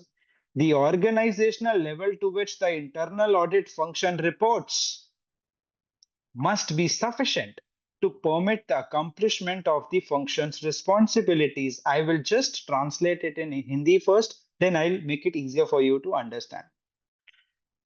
Internal audit function जिस organisational level, जिस level को report करे, वो कौन सा लेवल होना चाहिए?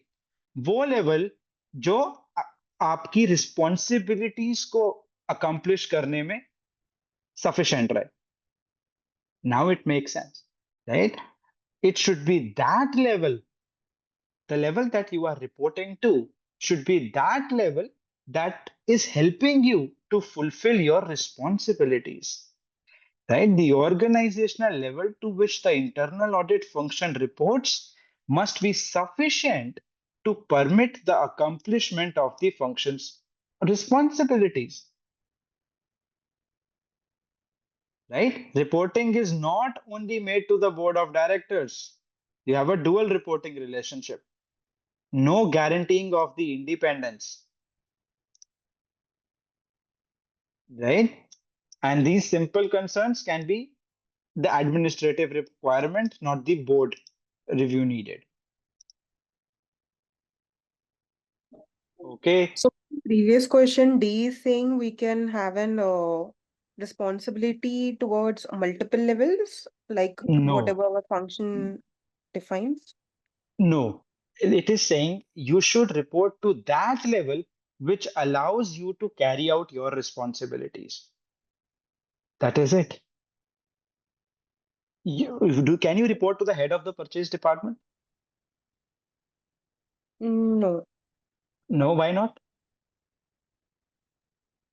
because we are tied with internal audit department and the board, not with the process owners or any specific process owner or area. That is my entire question to you. Why can't you report to the head of the purchase department? To maintain the independence. Fair. Can you The report nature to the of work CEO? is different. We are working as an internal auditor, and the purchase department nature of work is different. Is that the reason you can't report to the purchase department? Because of the nature of the work? Because we can, if we are reporting to the purchase team, indirectly we are also part of the purchase team, and we cannot Right. perform any internal audit with that department, purchase department. Fair enough. Can you report to the CEO? I mean, administratively, we are reporting to CEO. Yes or no? Can you report to the CEO? Yes. Yes. So why are you reporting to CEO? Because you are saying I have to report to that level, which helps me to carry out my functions effectively. Now understood? Also, I have another question. The charter also describes the roles and responsibilities, and is the charter is not describing the reporting function to whom we are reporting to? The charter does. Then why it is not B? Why it is not B? Because there is no statement which is guaranteeing that there will be independence.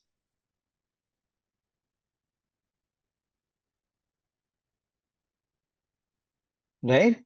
So organizational level to which the internal audit function reports is guaranteed when the charter specifically defines the function's independence. It does not make sense. You are saying that level to which you report is guaranteed when the charter specifically defines the function's independence.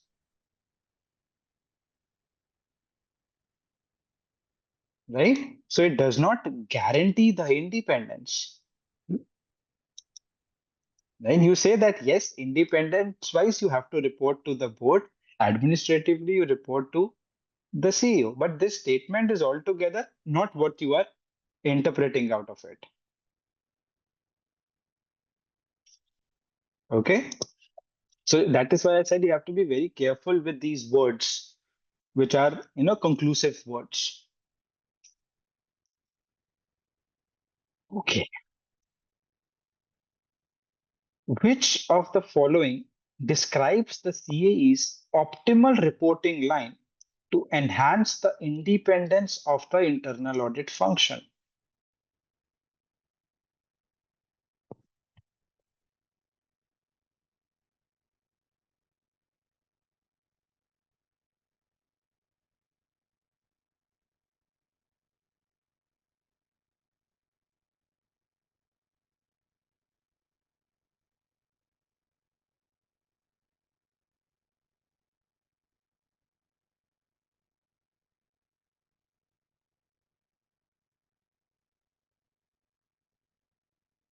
Okay.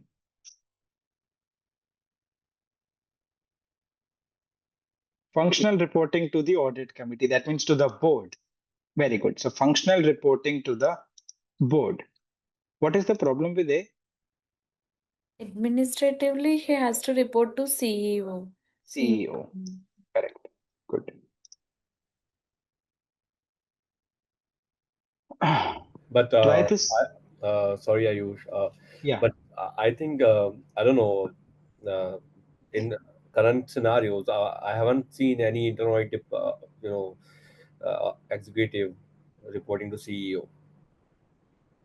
Who is the person reporting to? Yeah. So CFO, in most of the MNCs, or I think 99% of the MNCs are reporting to CFOs. See, again, that is why the statement that you saw is a broad statement, and there is a problem if you report to the CFO. Mhm. What about the financial engagements then? I understand that's what we say, that independence, conflict of interest is that is being in reporting to CFO. But Yeah. as of now, function, because they are very close answers, if I see. But administrative reporting to CFO is something which is prevailing as of now. So it is quite confusing, and that's why most of the answers are A or B. No problem. But you know that the recommended thing to do, because we are going by the theory, right? We Yes. have to go it with what is the recommended. So that Mhm. is the recommended thing is it has to be the CEO. Because of again, then the financial engagements will be a problem. Okay, so whenever we are answering, so we must focus on the CEO. recommendation of the IIA, or Correct. the I think whatever the standards are there. within. Absolutely right. Okay, so not more on focus on the practical, but based on the standards. Absolutely, because that's what you'll be examined for. Okay, thank you. Give me a second, guys. Somebody's calling me.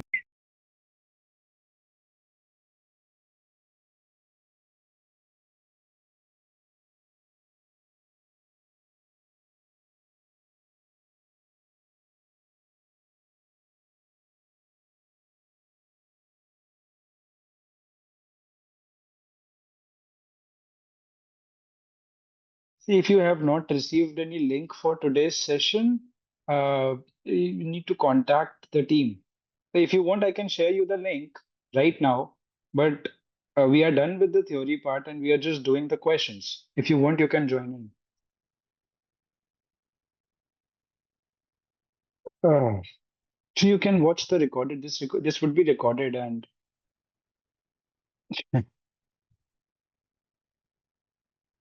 okay. Oh, okay. Okay. Just contact the team, then they have to give you the link. Right? Just talk to the team that why they haven't sent you the link.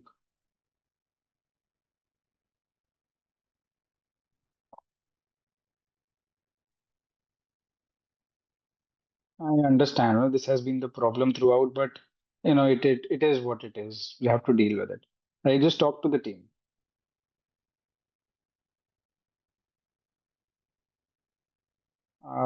Be quick, please. I'm in a session. Yeah. Yeah, no problem. Just tell me quickly. It's okay. Say.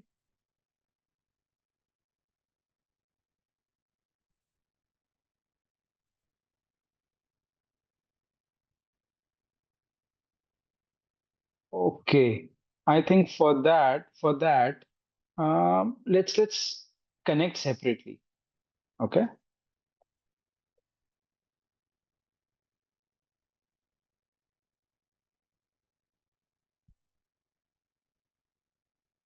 Yeah, no problem. Okay, we'll connect separately. Okay.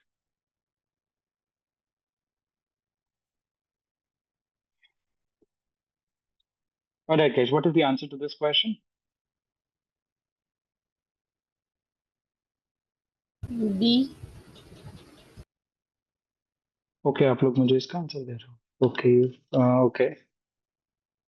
The organizational position of the internal audit function should be free from effects of irresponsible policy changes by the management. The most effective way to ensure that freedom is to, absolutely right, internal audit charter approved by the board. Great. Okay, what about this?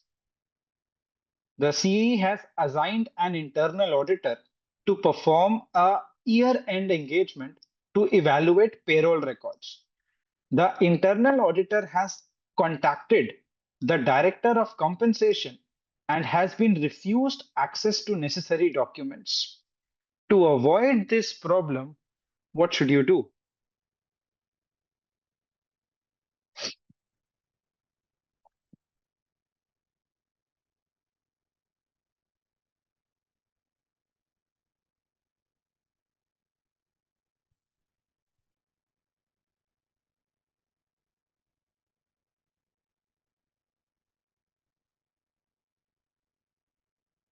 Okay, lots of B's, which is absolutely right, guys. You just define it in the charter. If it is there in the charter, you are legally authorized. I mean, you are authorized to have access to the documents. And D does not make sense, guys. Right? So you're saying board approval should be required for all scope limitations. I mean, if there is a scope limitation, you need to inform to the board. But you don't have to take the approval of anything. Right? So just mention it in the charter. Can you elaborate B? Elaborate B, the right Yeah. one. Yeah. Okay, so it says, okay,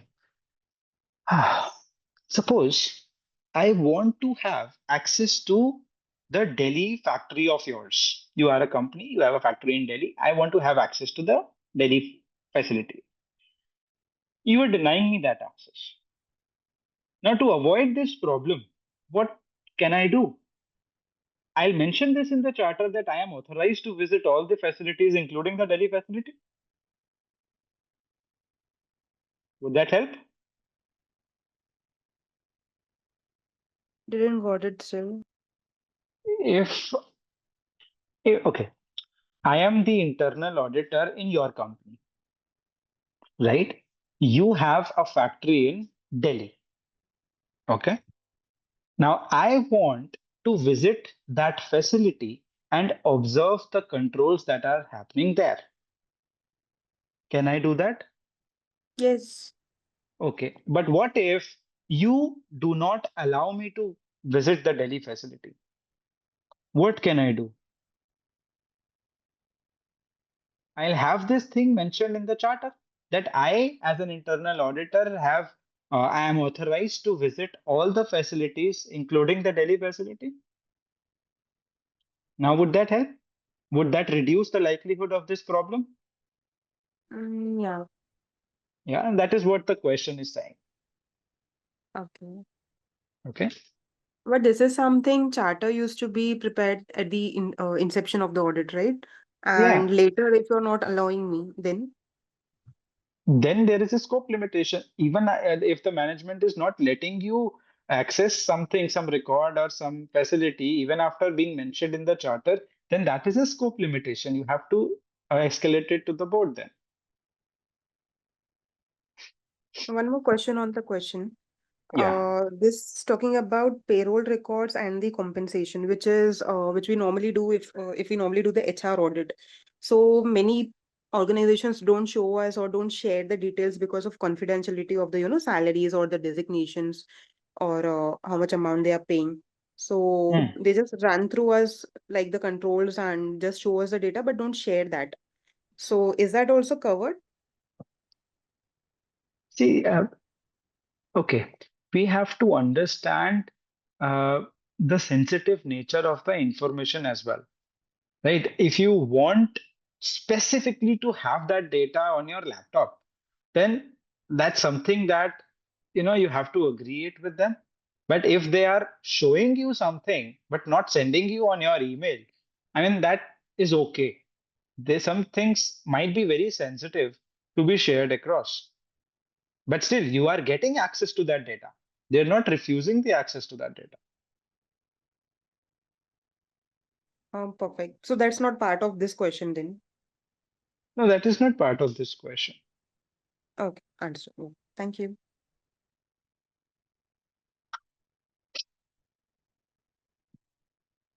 Which best describes the CAE's role in the internal audit plan according to the IIA?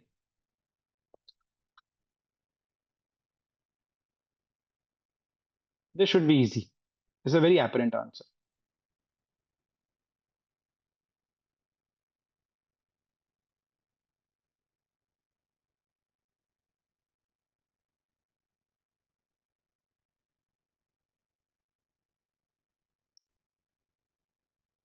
Absolutely right. Develop and maintain a risk-based internal audit plan. Good. Which of the following is included in the internal audit charter?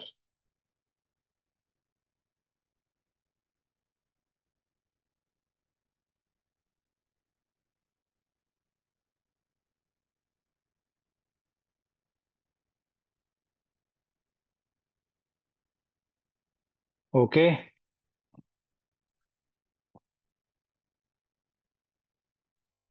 Authority of the internal audit function, right? Not the minimum number of engagements to perform annually, not the specific roles of internal audit staff, but what is the authority of the internal audit function, right? That is mentioned in the charter. A will be part of mandate. Sorry?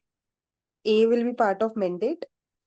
No, it was not part of anything. Why do you want to restrict that? Okay, these can be the minimum number of engagements that you can do annually. I mean, I haven't seen that happening much. To define the scope, what areas we are covering? Yeah, that is different. Right? Scope is different. Scope is what all areas you would be covering, right? That you will determine. Right? But to say that, okay, I'll take minimum 10 engagements in this year, or every year, let's say I have to do a minimum of 10 engagements. Now, that is not a right statement to do. That is what A says. Perfect. Then why not be the roles are also defined in the charter? Sorry? The roles are all The scope is defined in the charter. Right? What role each auditor will take?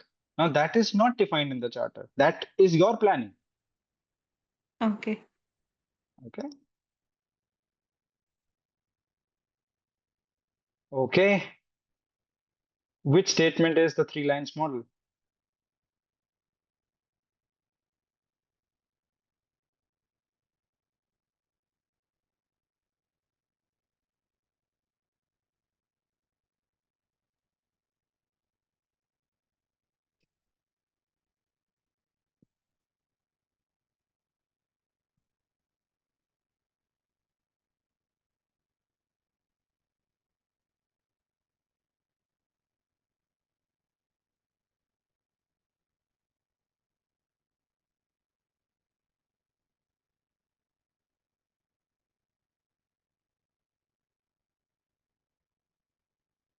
Okay. All of you saying D. Collectively wrong. Is it A? Okay, then we have B, which is absolutely right. A model that helps identify structures and processes that most effectively support attainment of objectives and promotion of strong governance and risk management. Guys, sometimes the things has to be taken from the broader sense. Right? जैसा कि आपने पहला question किया था. The first question that you did. Right? It has to be seen from a broader sense as well. All of you who picked D just looked at the keywords. Right? The first line of governance, second line management, third line internal auditing. And you gave me the answer. Okay, now why not A? Does the 3 line model is for identification, prioritization, and risk mitigation? Isn't that risk management?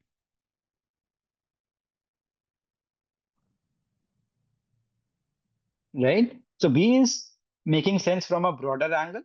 Why not C? Again, they don't define the roles of internal audit functions. And necessarily not C. I mean, not D for sure. It's not to One describe the hierarchy of the question. management. Yeah. One question or point of view here. Yeah. When we were studying the 3 line model concept during the lecture, it was Hmm. somewhere mentioned that we are also covering GRC, governance, risk, and controls. And in B explanation also, it's mentioned about the governance, but in answer, it is not somewhere mentioned. Like, is it only strong governance that we are covering, capturing as in word for answering this? No. We are looking at from the entire sentence, which makes sense. Right? What is the 3 lines model? That model which will help identify the structures and processes that most effectively supports the attainment of objectives and promotes strong governance and risk management. That means it is that model that will help promote the governance and risk management in the company. Right? You have to see from the entire statement as a whole. Okay. Okay. Right? So now the challenge that you have, guys, and this is for all of you, the challenge that you have in the exam is to read the scenario, understand the scenario, read the options, understand and interpret the options, and then tie the options from the scenario. All of this in a span of 1 minute, maximum 15-20 seconds. Right? And how will that come? When you will practice more and more questions and when you time yourself. When you are practicing questions, you have to have that clock ticking. Not as of now, not the first time when you do, but when you're doing it for the second time, then onwards, you'll have to have that clock ticking. All right. Noted. Yep. Wonderful.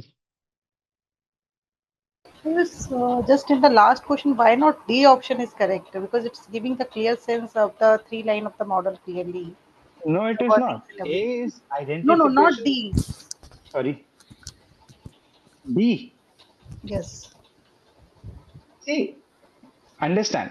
The three lines model is not for determining the hierarchy in any organization, right? It is for effective functioning of the organization. Is it to describe the management hierarchy? No. What is the level, first level of manager, then second level of manager? No. Their functionality it is defining actually. Yeah, it is to determine, basically to enable the good functioning and risk management in the organization. Ayush, I have a query in 11th question. 11th question. Yeah. Yeah. So in this case, in one of the case, I have seen that internal auditors agreed to perform audit on a quarterly basis. Yeah. So I'm not sure whether they have agreed with board or with the senior management. So if that situation is there, then A will be the answer, right? No. Because they are performing 4 times annually. So they agreed. Again, understand. Will this be included in the charter that minimum you have to do 4 engagements annually? But they No, agreed right? to perform on a That will quarterly be the basis. scope. What you're saying is the scope, right? That is up to you to decide. Charter will not say that minimum you have to do 4 engagements during the year. Now you decide what for. It says which one will it be included in the charter, that the minimum number of engagements to perform annually. No, that is not included in the charter. Got it. Thank you.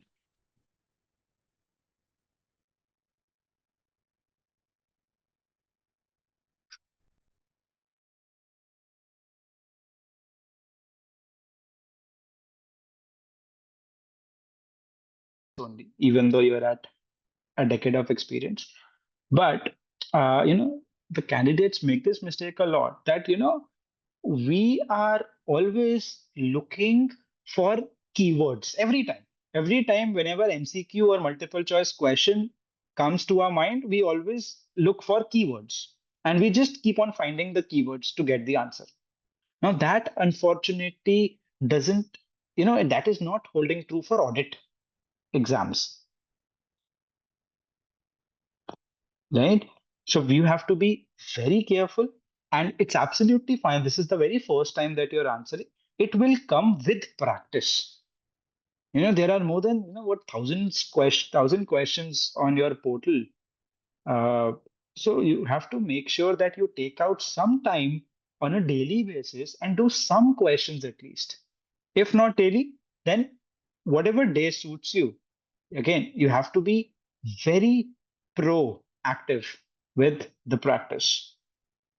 And because if you are planning to just read the manual and appear for the exam, if you think that will hold true for this exam, it will not hold true. As of now, you are just handling direct questions. Situational type questions have not arrived yet, right? So you have to be very careful and very proactive with your practice. Okay, with this, let's move on to the next question. A CAE must have a reporting relationship that allows the internal audit function to fulfill its responsibilities.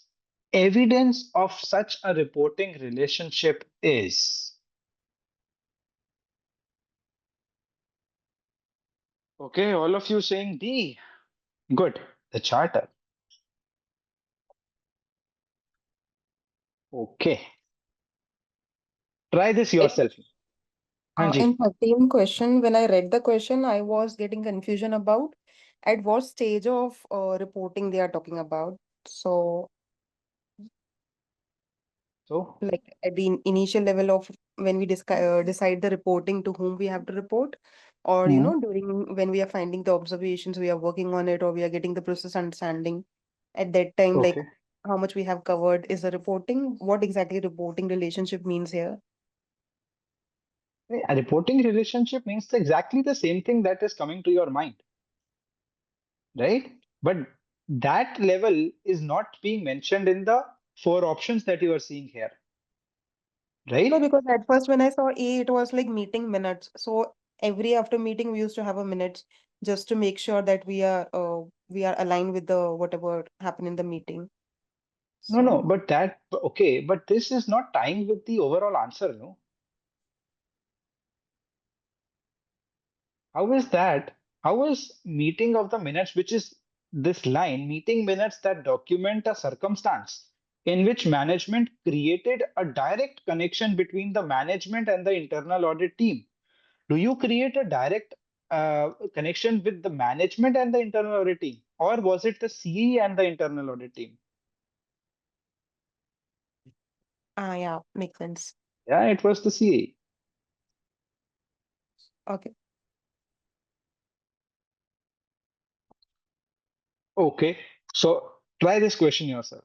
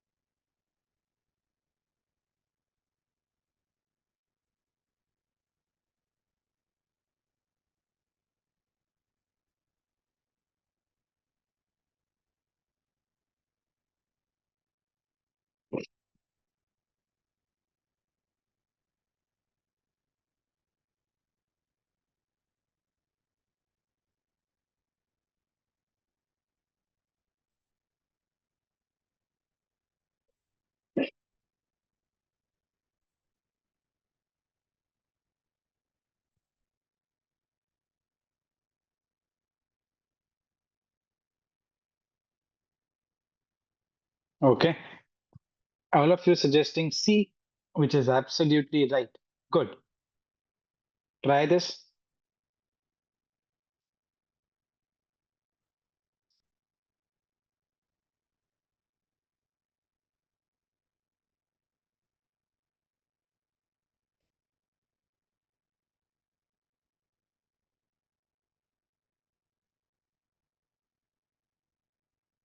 Okay, good. Now you've started getting a hang of it. Good. Try this.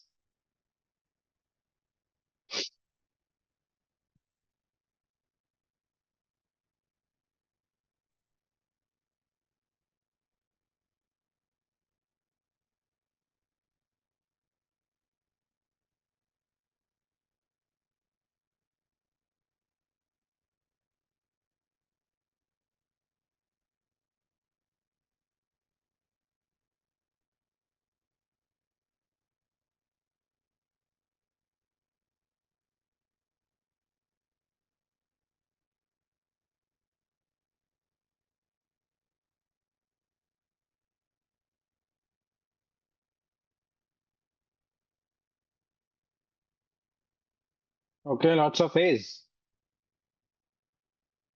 So you are saying an organization has hired a new CAE. The CAE is developing an understanding of the organization's risk management process.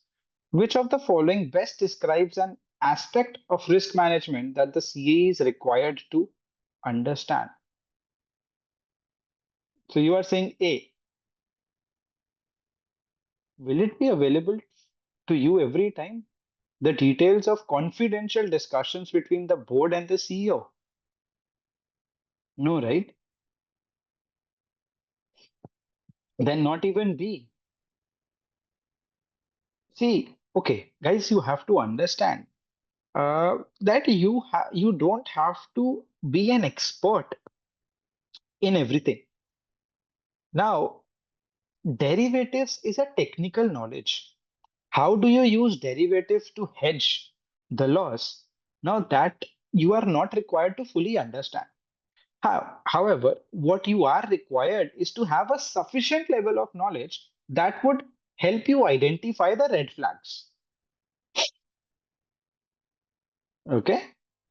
Yes, how the accounting department manages the integrity of financial and operational information. Right? That you have to understand. That how is the company managing the risk? Right? Wonderful. But this is specific to financial and operational information. Exactly, yeah.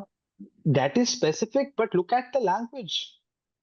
How the account, okay, look at the language of B. How the Treasury Department uses derivatives to manage the investment portfolio.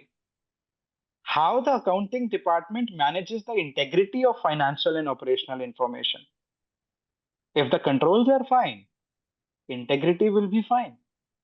If you identify and manage the risk, financial statements will be having integrity. That means will show the results as they are. There is a difference between these two. One, you are using some tool to manage the investment portfolio. Now that requires a technical understanding of derivatives. But here, it's a broader level. How the department manages the integrity of financial and operational information. Then That why not includes human resource why not D? department? Why not D? You tell me why not D? Okay, it's not an aspect of risk management. Unless The communication process is dysfunctional that leads to an employee turnover. now again, you are not required to step into everything that the other person is doing. How the HR is managing the communications, now that is not something that you need to worry about. But what you need to worry about is, are the policies being followed? Is it happening as per it should be? Right? That is what you're worried about. Okay. So I understand you are struggling with the language, but the only way out is to practice, practice, and practice. Now, you are doing it with me for the first time. Next time when you take it up yourself, you will be able to do it. And also because you do not have the digital books as of now, right? So once you read the chapter and then come to the questions, now you'll be better able to relate to the chapter. All right. So let me see if we have more such questions which requires, okay, this we have already done. This is simple. This you can do. No more, I think. Difficult question. Okay. So fair enough. All in all, uh, now let me ask this from you guys. What do you think? How are we planning to handle this module? And it's only the first module. Difficult ones have not even come yet. I think practice is only way to because we don't understand the process right now, because we are thinking more practical aspects. We are taking a lot of things which we have done in our job roles. Correct. That's somehow we are not able to interpret the questions and answers in correlation. Right. I think that's Correct. that's what I think. Now, this is one of the tips that I give at the end to the candidates. But okay, guys, whenever you're answering questions, right, just stay within the scenario. It is very easy, especially in audit kind of exams, that, okay, no, in my company, this happens. Or if I were to do it, I will do it like that. That's a better way out. But is it there within the choices? So you please restrict yourselves to that scenario and to the given 4 options. That's it. If you are able to do that, you are well equipped enough to find out the correct answer.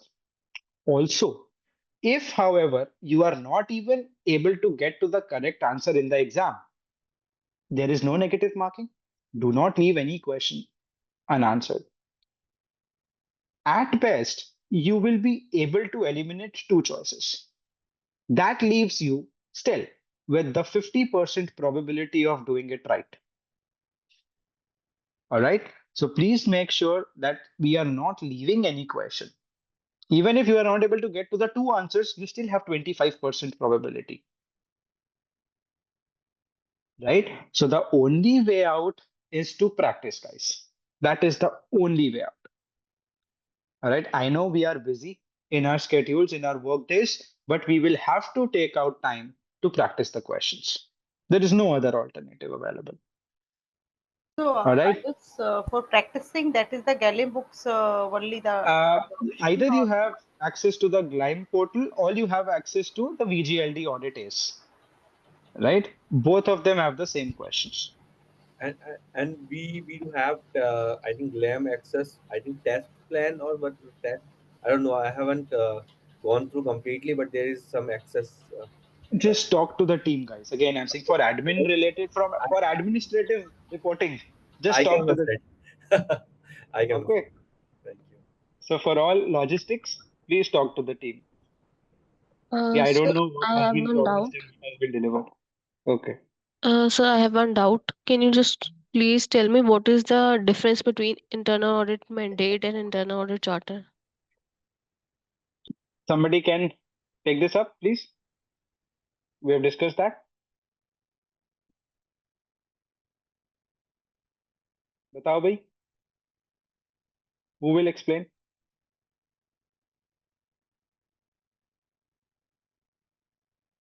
Mandate Bolo, is bolo. something it's very high level, and charter is like we define some scope, the permission levels, access, and Very good. Mandate is Abhiteke. basically why the internal audit is for, and charter is something basically how the internal audit has to be, like it defines all the scope, resources, and etc. Like it's very wider compared to the charter. I mean, sorry, to the mandate, and mandate is also included in the charter. Absolutely right. Well done. I have given a detailed difference in the chat box. Please save it, guys. Okay. Any other question for the day? How many questions are there in the CIA Part 1 exam? Sorry, I got 125. 125. On that D-Day, you'll have to do 125 questions in one sitting. Okay, and what is the timeline? Is 2.5 2.5 hours? hours. Okay, thank you. Wonderful. All right, guys. Then that is it for day one. Thank you so much for joining in. Have a lovely evening ahead. I'll see you tomorrow morning at 9 a.m. then. Thank you. Thank you. thank you. Take care, Thank guys. you. Thank you. Thank you.